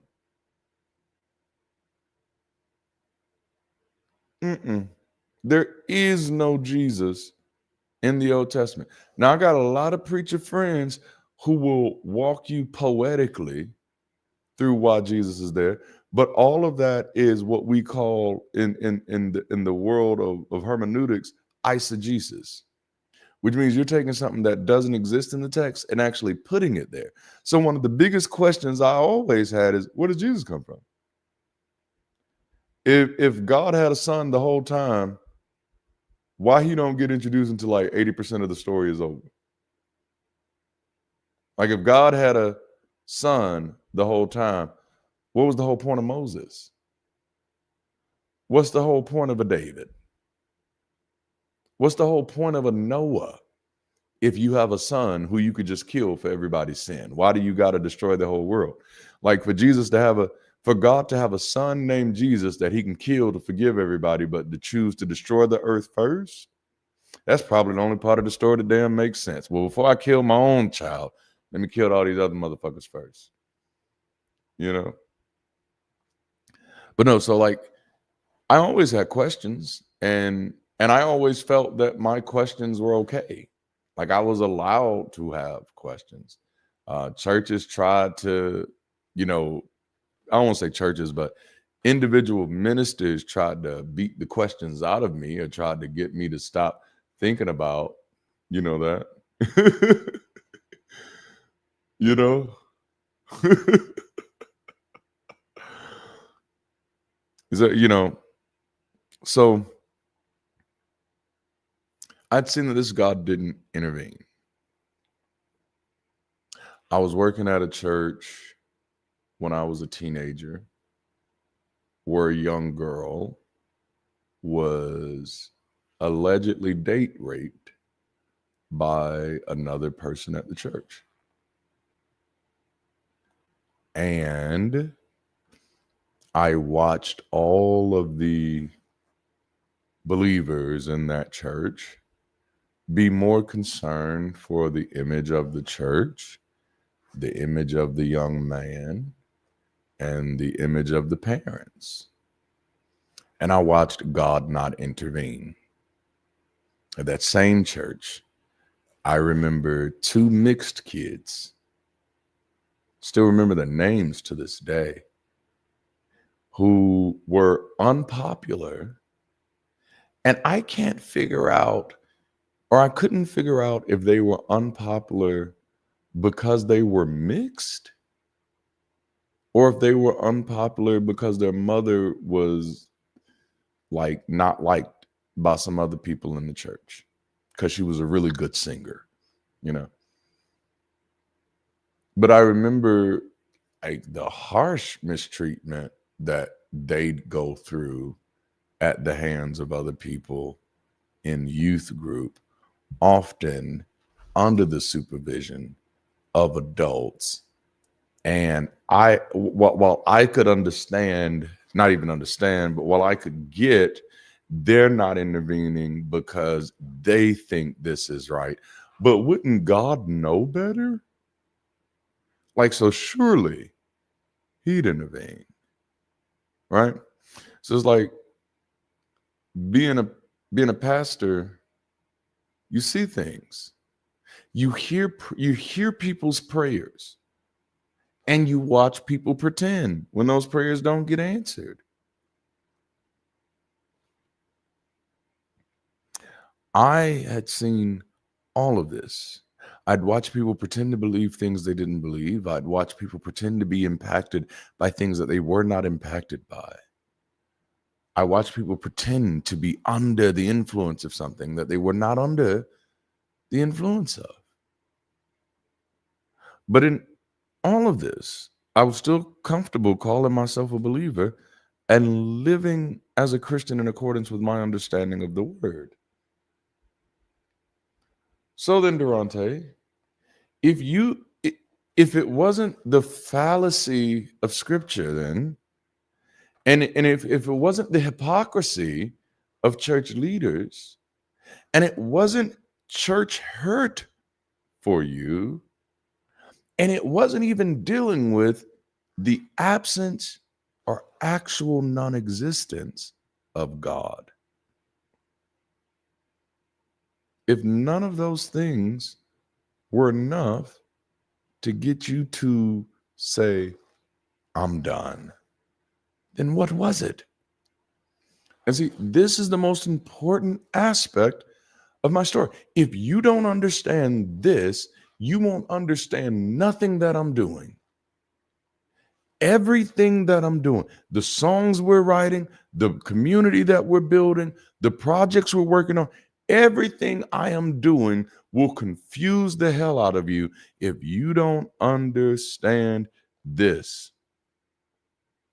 The thing that caused me to leave Christianity wasn't that it wasn't true. It wasn't that the likelihood of a God being here is not high. No, it was the same thing that had been the catalyst for every major theological shift in my tenure in Christianity, and that is the recognition of harm. And so I do want to say there, because I left Christianity because of the recognition of harm, I'm not joining in anything else that is participating in harm. No matter what you think your good intentions are. Now, see, that might help you, some of you understand why I'm not buddy-buddy with your best buddies. You know, we're not the same. If there's been anything aggravating about this journey for me, it's been people trying to make me their champion against Christianity. You know, I'm not trying to give you tools to beat up Christians. I'm trying to give you perspective that helps people find their freedom. You know, we don't need more victims in the world. We don't need people victimizing people just because you think you have a better seat in the house. We don't need more victims. And if your approach to the world is, oh, I can get one over on them, then you're just a fucking victimizer. And that's not the table I want to sit at. You know? It was the recognition of harm and realizing that harm was multi-layered. When I pressed pause on my suspension of disbelief, I could see it clearly.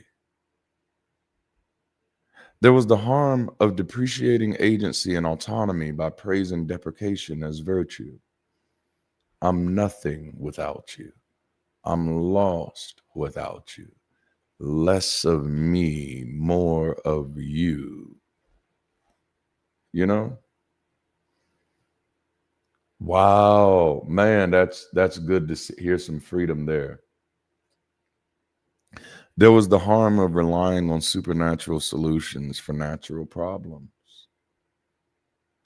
If I honestly believe that supernatural methodologies work, the only way I can believe that is because I don't know how natural methodologies work. Weaponized ignorance. It's easy for someone to tell you prayer did it when you don't know how biology works. You see what I'm saying? There was the harm of families being divided over doctrinal differences. There are more people in the church world who will divorce over doctrinal differences than abuse.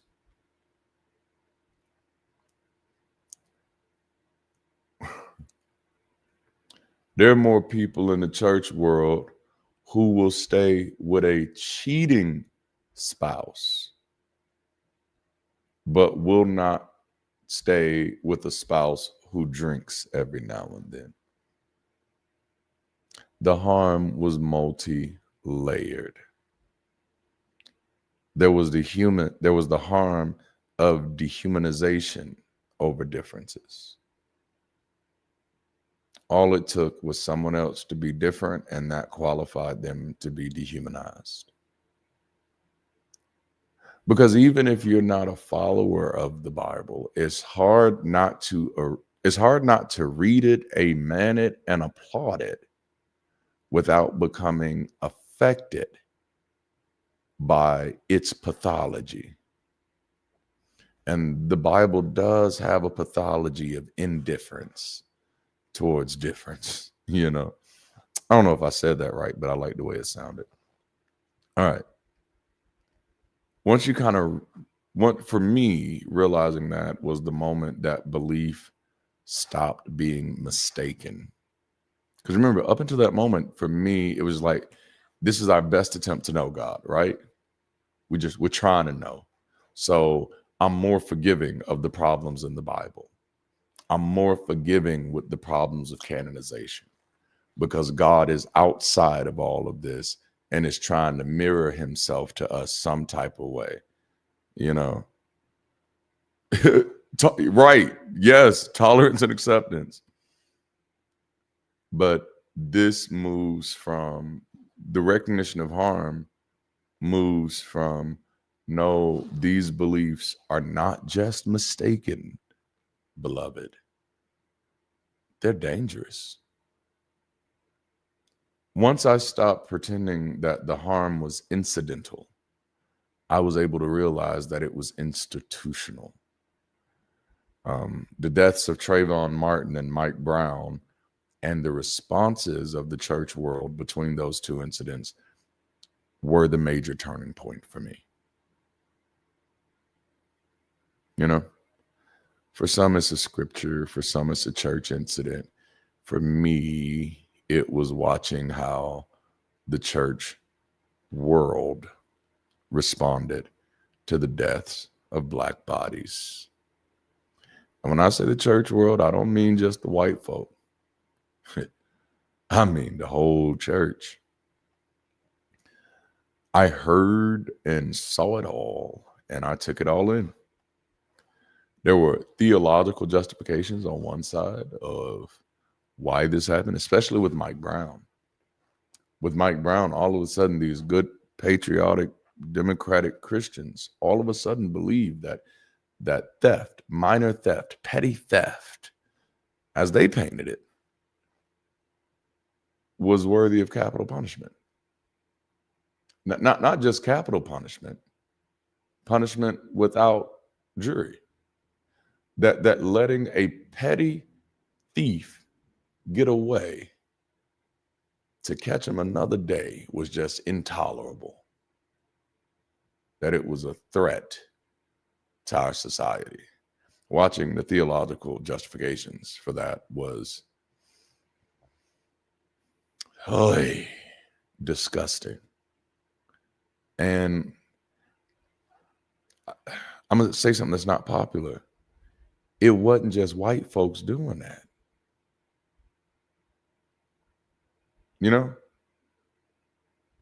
I had members of my church that I'm like, oh, wait a minute. Seriously? You believe that?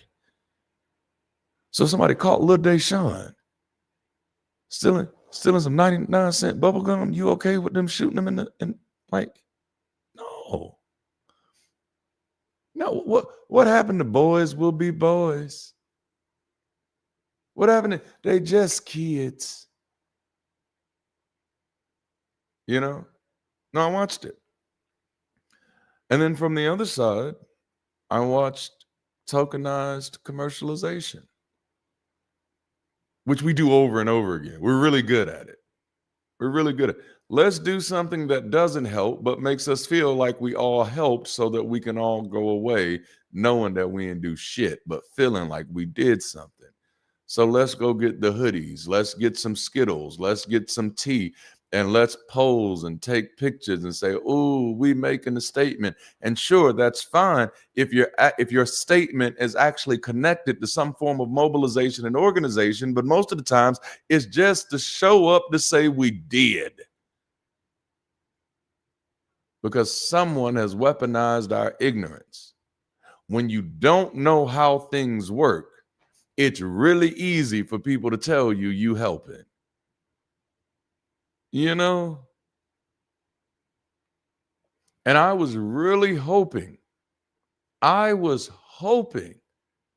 especially for the Black church, that this was going to be a time that we seriously reconsidered where we stood in our communities.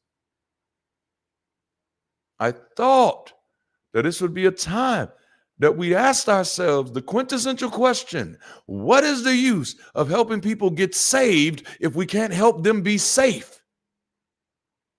What does it matter? And that didn't happen.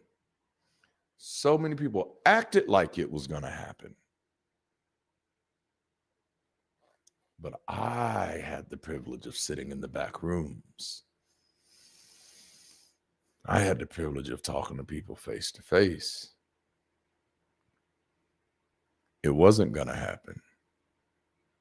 There was so much activity going on that it gave the illusion that we actually cared. It made it look like we were actually making a difference. In reality, we were all just running with our respective scripts. That side running with their scripts, this side running with their scripts, this side running with their scripts. And you can almost tell when it happens because no one is ever checking for understanding. Everybody just running their mouths. I've shared the gas station story so many times. My church, we did a big gas giveaway, shut down the city. And there were people crying and like it was life-changing for people, but not life-changing. And that made me feel bad. Because like people like, oh my goodness, I'm so glad you did this. Like there were people crying at the pump. And I was like, oh, if it's that bad, then this little bit we did today is not going to help you. We just created false hope to stimulate interest for our church, you know. And I ain't mad. I am not mad at good, bait. Let's get them in here. But it made me realize that that's what was leading us. How do we get people in? Not how do we help? It was how do we look good enough so they'll want to come here? Because that's the whole end game. There is no expectation of us to actually change your life. There is no expectation for us to actually offer any type of transformation. You showing up is winning. We won. As a pastor, you showed up, I won. I did my job. They showed up. They came back. Next step is heaven. I just got to keep them coming until they go to heaven. Whew. Y'all, man. The belief in heaven, hell, and souls had convinced us that we were justified in doing the least and calling it the most. That's the insidious harm of Christian belief, especially when it comes to impoverished communities where you cannot afford to be doing the least. Impoverished communities where you cannot afford to be doing the least. The communities I came from, the communities I pastored.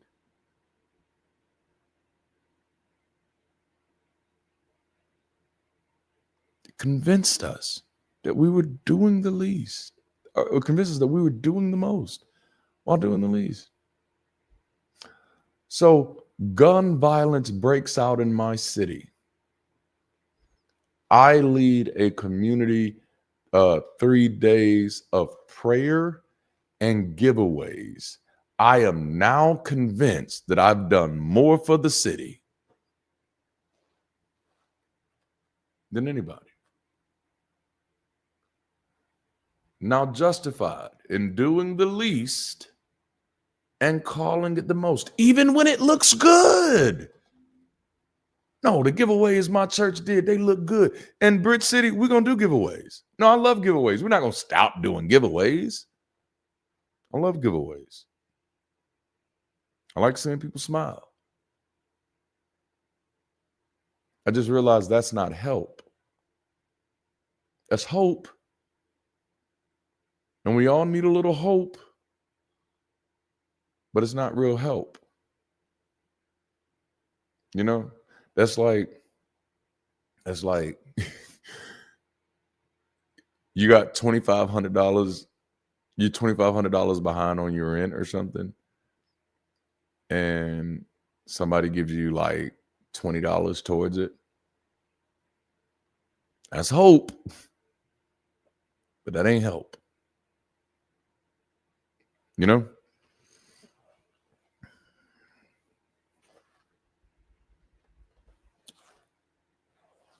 It was easy to say, well, we prayed, so we did the thing. We did a giveaway, so we made a difference. 100 people got saved this year, so we're doing our job. And unfortunately, that drains the community of people who could actually be doing the job. Nobody's paying attention to what needs to be done if the answer is just pray. And while I could reconcile a useless God, because in the right context, that God's utility could be measured through the work of humanity, I absolutely could not reconcile a useless church. A non-interventionist God still allows for human responsibility, moral action, and social progress. But a theology that replaces responsibility with belief, it pacifies the oppressed, it justifies inaction, it rewards ignorance, and it sanctifies harm. I remember at a very real time in my life understanding that most people who I knew who claimed to be faithful were actually fearful. That most of the people who claimed to be faithful were actually fearful. And I'll tell you one thing I don't like. I don't like fear. I don't like being around fear. Fear costs people their lives. Fear, it is the very thing that pushes us to do the least and call it the most. Fear is what makes us film instead of intervening. Oh, there's so many places I want to go with that.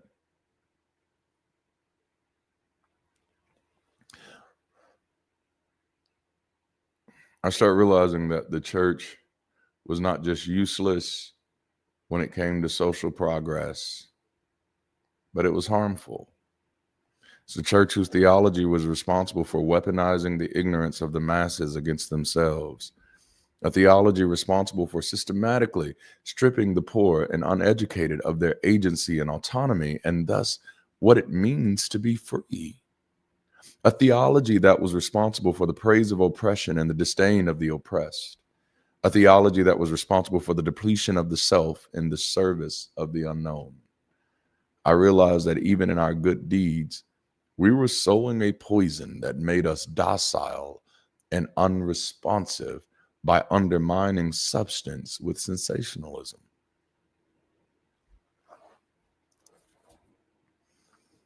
As long as prayer was powerful, nothing else was necessary.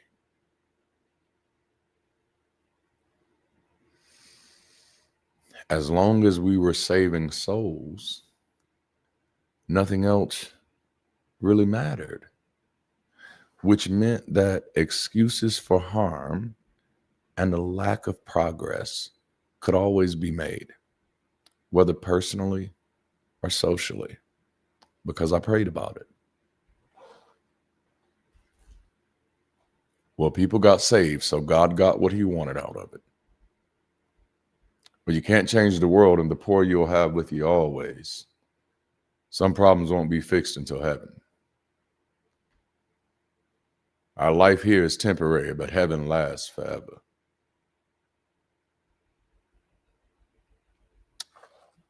So what you're hearing is that it was my desire to be a good pastor that ultimately led me to atheism. Because I became a pastor, because I honestly believed that it was the most helpful position that I could occupy. It was a position that I was willing to sacrifice everything for. And it was a decision that I had made at 11 years old, watching demons come out of my mother. You know, I believed it was the most useful and the most helpful position that I could occupy, that it was how I could be of service to the world around me, that it was how I could contribute, how my voice could matter, and how I could use my mind in something that helps to uplift. It was that desire to be a good pastor that led me to become an atheist. I loved every bit of being a pastor. I loved the ups and the downs, all the drama that came along with it, and even some of the trauma, because I thought that I was helping. And in many ways, maybe I did some help along the way. But once I realized that it wasn't helpful, I was done pretending. Once I recognized the harm, I was done pretending. I stopped pretending because belief had become morally irresponsible. As a preacher, as a pastor, I had to wrestle with how much dysfunction that people were tolerating in their lives, allowing in their lives, even praising in their lives, that could be traced back to something I said in a sermon. Little quips and slogans like, why you trying to figure it out when God has already worked it out? It sounds cute, it sounds encouraging, but it is robbing people of their agency. Don't all that says is don't peek behind the curtain. Why are you trying to figure it out? Robbing people of figuring it out is the worst thing you can do in life. No, everybody needs the gift of figuring it out. Parents, bless your children next Christmas with the gift of figuring it out. It's the gift that keeps on giving. Once you learn how to figure things out, it is the greatest gift in the world, because what you really learn in that is that you're capable of figuring it out. And that's something that we as churches a lot of times slowly deprived people of, is that they're not even capable of understanding. So why try? Why try to figure anything out? I'm not capable of understanding. His ways are so much higher than my ways. You know? So why even try? And you watch people get there. So I begin to realize that belief, at least for me, had become morally irresponsible. Telling people to depend on a God who never showed up is like pushing a child to depend on a father who never showed up. Once you hear it that way, you can't unthink the damage that it causes to people. People's whole lives are falling apart, and they're putting the blame on imaginary causes. You know, There's somebody out there who literally thinks they lost, like their life fell apart because they touched themselves when they weren't supposed to. Now, that's torture to put somebody. I mean, unless you was touching yourself in public, But other than that, that's the type of psychological damage. That's type of psychological trauma. I want to be careful with the word damage. That's the type of psychological trauma that we expose people to that we don't think through. Like, I remember last year I deconverted. I was thinking like, wait a minute. God don't care about dogs fucking, but he care about hairless apes fucking. That is such a weird obsession. Like, that is a very specific kink that out of all, like, you create all the living things, but the only ones you care about fucking is the naked apes. Back to them naked garden parties, Yeah, right? Yo, mama, I know that's right. Well, not for me.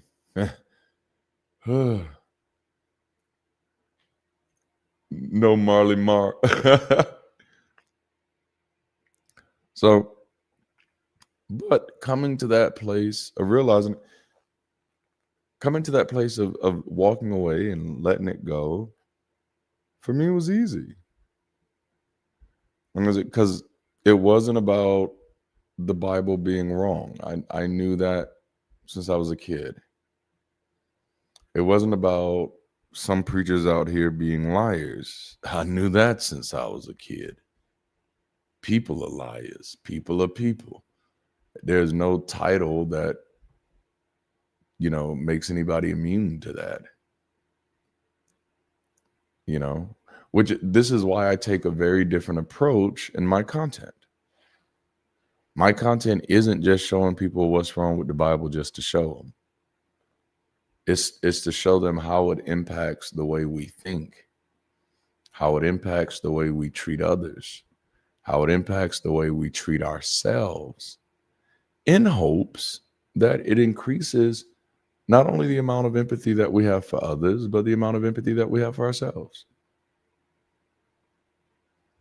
That once you get it, that there's nobody pulling the strings, that maybe it's time to stop treating other people like you're a puppet.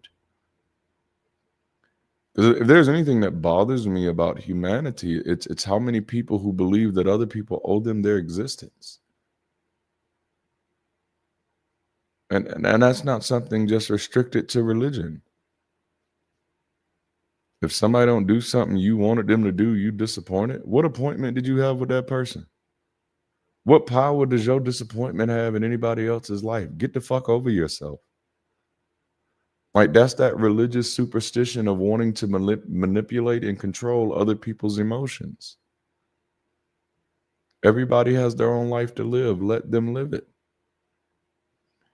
If you want to be a part of anybody's life, be the helpful part, not the harmful part. Damn, that was good. This should have been a Sunday session right here. Like, my approach is different because my goal is to be helpful. My approach is different because my goal is to build something better, something stronger, something that actually pushes us forward. That's why the community we're building is called Bridge City, because the goal is how we move forward. I ain't trying to get stuck in yesterday with nobody. How do we move forward? I don't want to get stuck in what we used to believe. I don't want to get stuck in what used to be wrong with the world. I want to get preoccupied with fixing what's wrong. Because whatever's wrong with the world, and I need everybody to hear me clearly right here, whatever's wrong with the world, it happened on our watch. We did it. When there are no gods to worship, there are no gods to blame. So whatever there is that is here, it's us. We did it. We're doing it.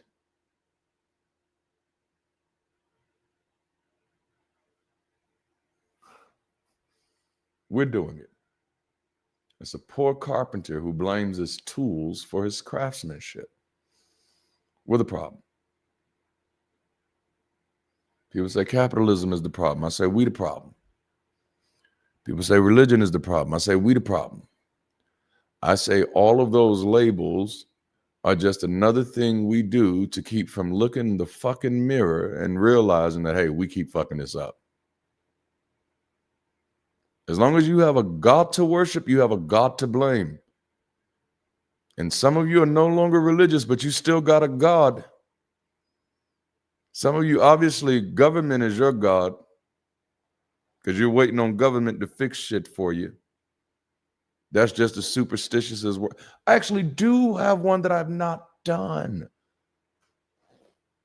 about government being an illusion. That makes me sound like a conspiracy theorist, but I promise you it's not like that. But it's kind of like that, but it's not like that. You know, we got to do the work. We got to do the problem. We got to change things. Capitalism only exists because of consumerism. You want to stop capitalism? Stop buying every fucking thing you see. I mean, it's actually that easy. But it's not capitalism that's the problem. It's human behavior. People are like, oh no, it's the economy. What drives the economy? Human behavior. See, anytime you have something to blame, you don't have something to do.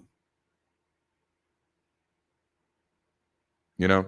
And this explains why so many people have been talking for years and ain't did shit yet.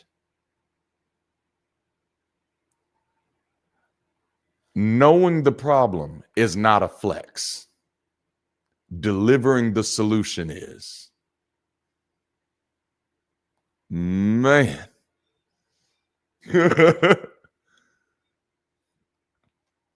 Rich people feels. You know? What do you do? What drives you to do? That's a good, shameless plug. We had a great session this past Sunday called What Do Good People Do? For anybody who wants to solve problems, that's a great one to start at. So for me, walking away from being a pastor, being a Christian pastor, and walking away from my church, which I built from the ground up with my blood, sweat, and tears, and walking away from damn nearly 3 decades of existence was a relief. It was a relief.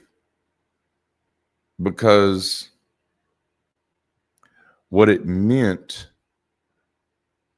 was that I could actually start doing what was helpful.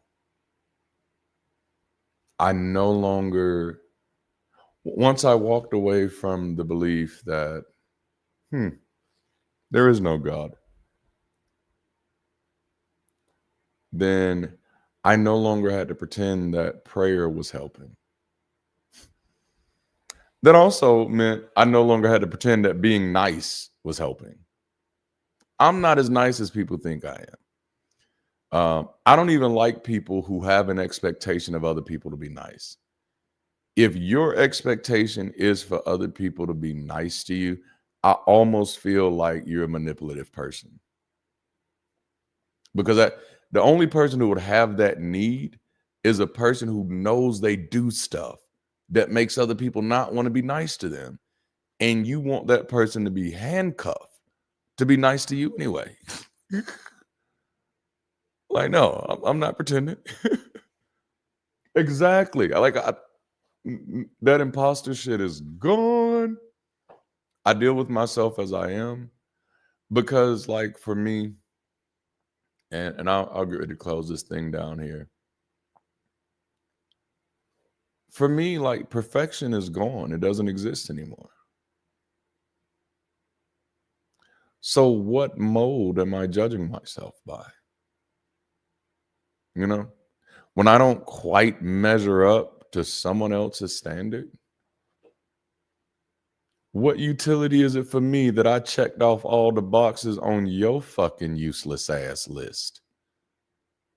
No, you can't trap me there no more. You got to be quicker than that. Eyes free. Eyes free now. Free at last. Free at last. Thank Ron Almighty. I'm free at last. Dang, it feels good. But it also means I can now actually help in ways that I believe is helpful. And I don't have to substitute that help with any type of spiritual language. I don't have to dress it up in any type of Christianese. I don't have to say, God is leading me to do this. But it also means like I don't live my life by signs anymore. Like I used to be trapped into the approval of others. I think as y'all can tell now, I don't give a fuck about what other people approve of me doing. Like if you don't approve, you shouldn't do it. But what I do, I approve of. Some people say, I don't get why Durante still gets up and preaches on Sunday. You don't get it because you're not Durante. And it's a very weird thing to be trying to get something that somebody else does that doesn't get you anything. This might be why you're struggling. As we say from the streets that I come from, pay attention. Come on now. His dog, I no longer had to understand how so many Christians, man, like, no, right? You don't even have to try to understand. You know why. You get it. You be like, nah, I get it now. Man, it was a huge relief for me. And not only a relief, it was a lesson. And it's a lesson that I hope more people get. And that is like, ain't no shortcuts. If you want to change the world, you actually have to change the world. If you want things to be better, you actually have to get in the fray.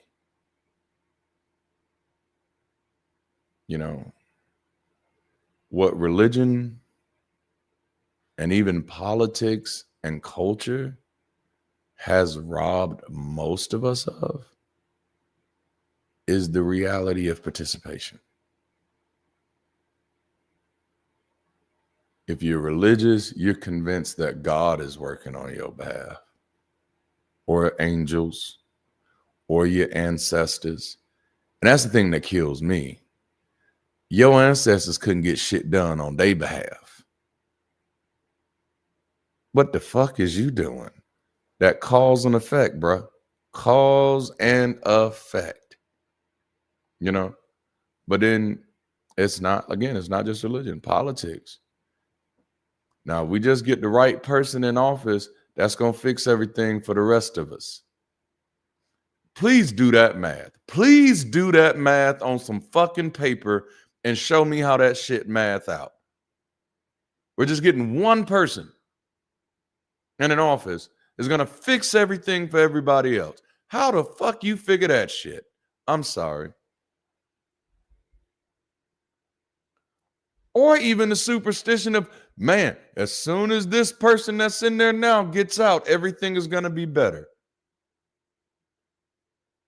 This is why I can't take half of the people on this planet seriously.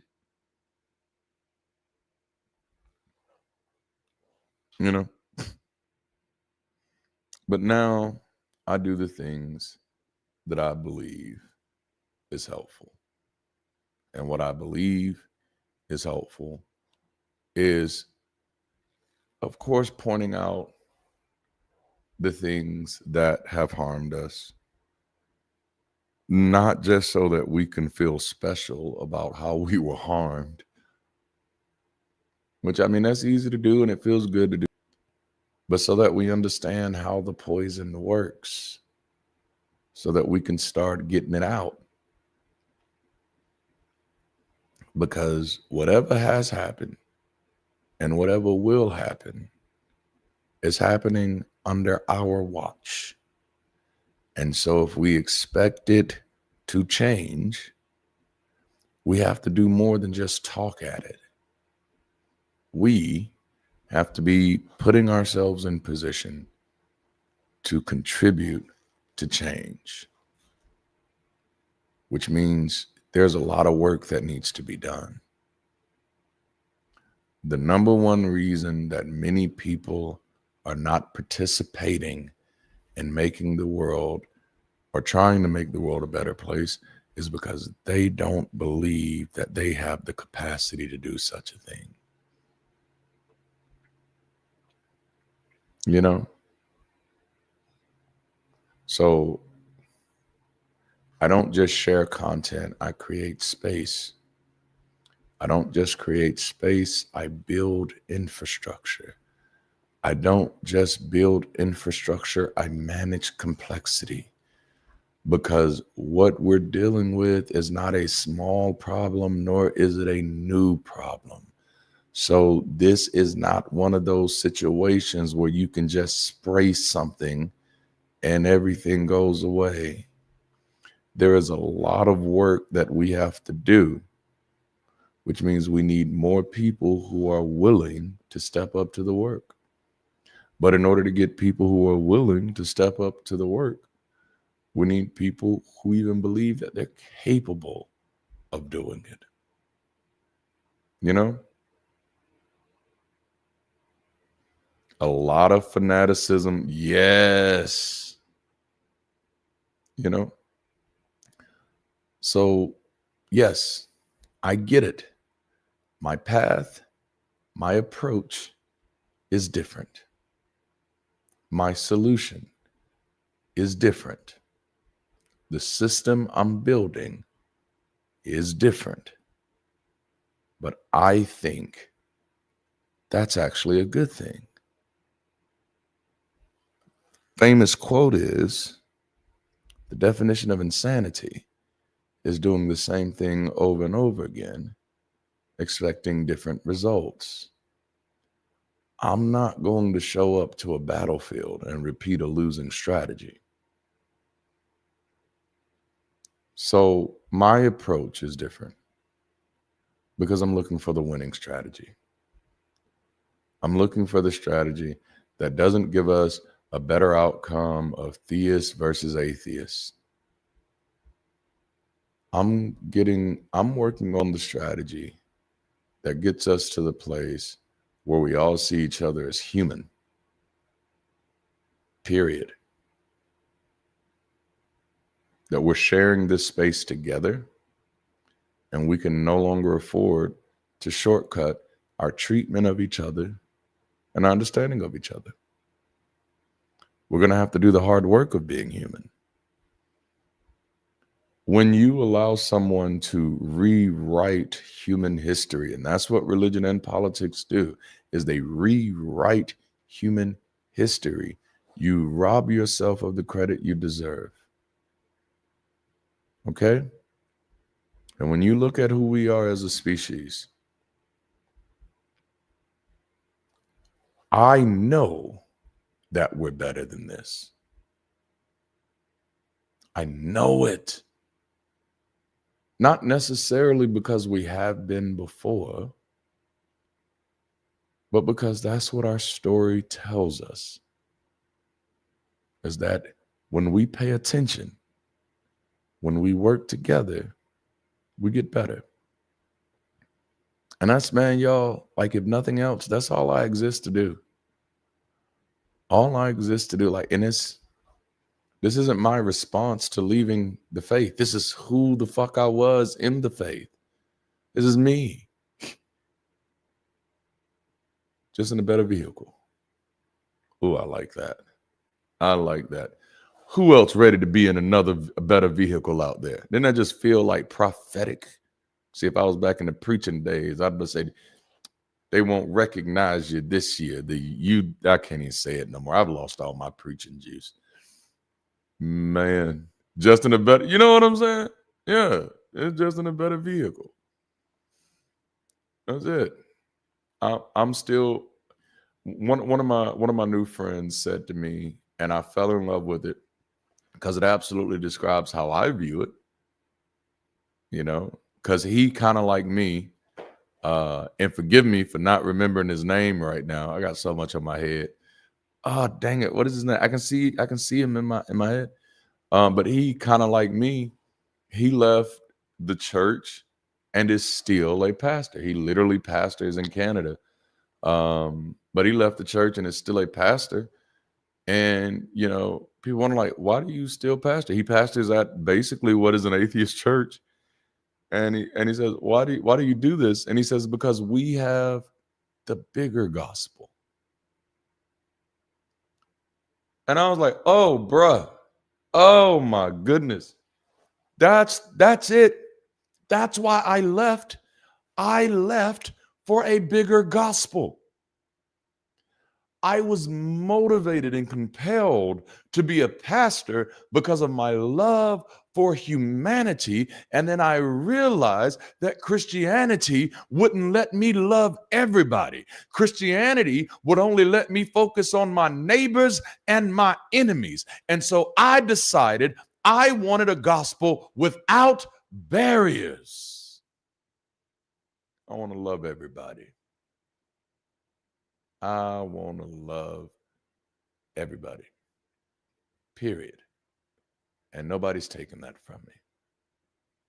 We have the bigger gospel because we don't have to do inventory checks for anybody who wants to join our community. We don't have to ask, do you believe the right thing? Do you say the right prayers? Do you live the right way? We have the bigger gospel as humanists. As humanitarians, we have the biggest gospel.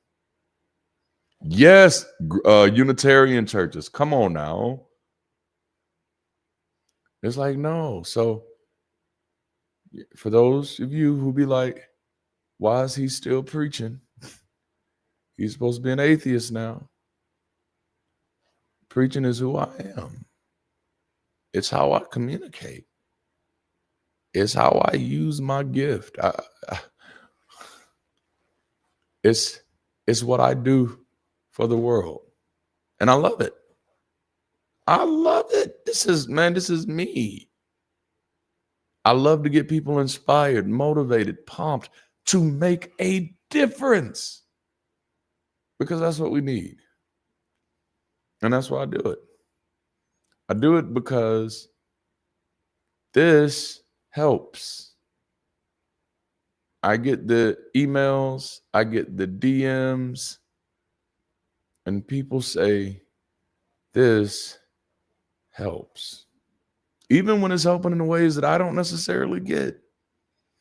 Because I can never be representative of everybody, nor will I try to be.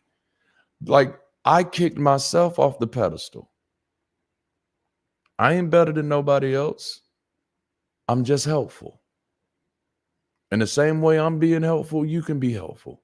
And somebody else can be helpful. We all got different ways for us to be helpful. But this is my way. This is a part of how Durante helps. By not just exposing what's wrong with religion, but by reminding you what's right with you. By reminding you of what you're capable of and the difference you can make. And there will be some who will watch my stuff and say, well, Durante, I can't make a difference. I ain't got it like that. Only certain people can do that. Well, fine. You won't be that person. That's okay. That's your choice. One of the things I love right now about me is that I don't need anybody to be anything they don't want to be. But I'm looking for the people who say, fuck, that's my message. That's the talk I needed. I'm looking for those people. Because those people make it easier for all of us. Those people you can share the workload with. You know? It's easy to walk away and just get out of the game. But I just want to remind you, that's not helping nobody. You know, whether you're an atheist, an agnostic, a pagan, a Wiccan, whatever the fuck, if you sincerely recognize the harm of not just religion, but division, if you sincerely recognize that harm, then it's our moral responsibility to be doing something to counteract it. And that's what Bridge City is doing. Who knew I was leading it there? That's what Bridge City is doing. So if you haven't joined Bridge City, I don't know what you're waiting on. Get in there. Get involved. Introduce yourself. Start meeting other people. Because this is just the beginning. We are going to build a bridge to a better reality. You know? It's not something one of us can do by ourselves, but man, together.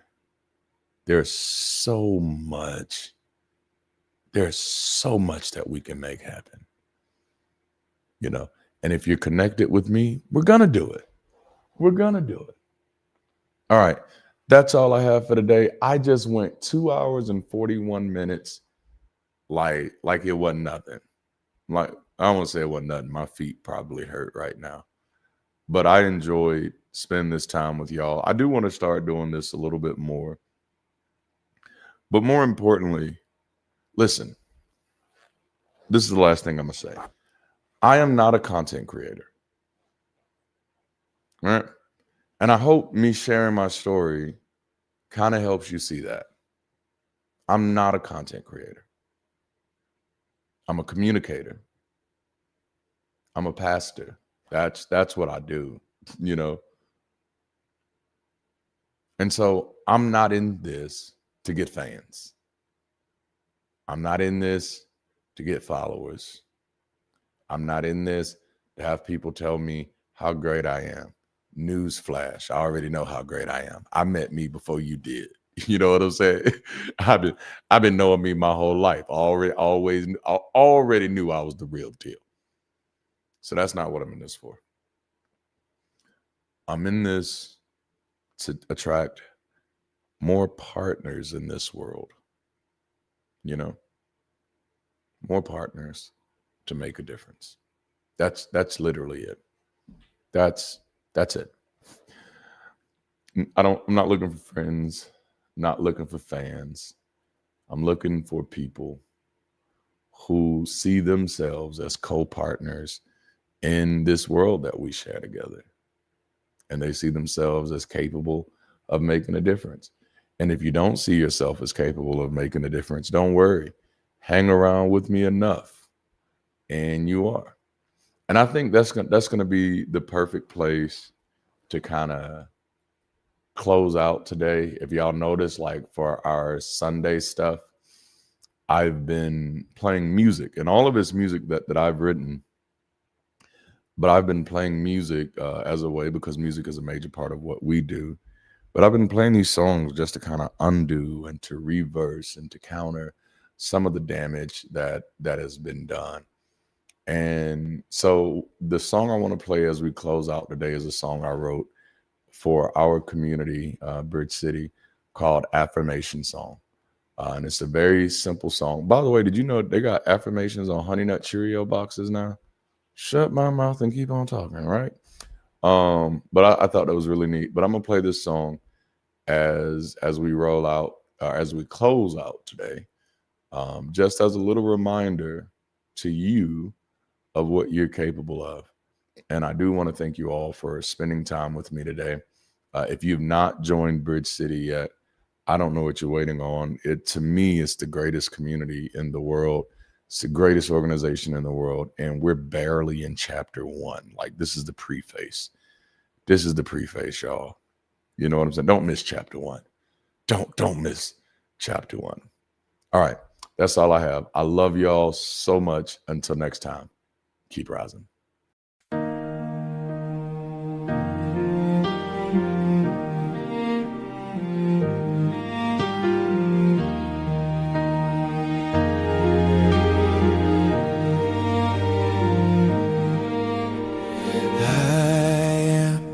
Overcoming everything that's thrown at me. I am now becoming everything I chose to be. I am now affirming greater power is in me. I am never running from my own capacity.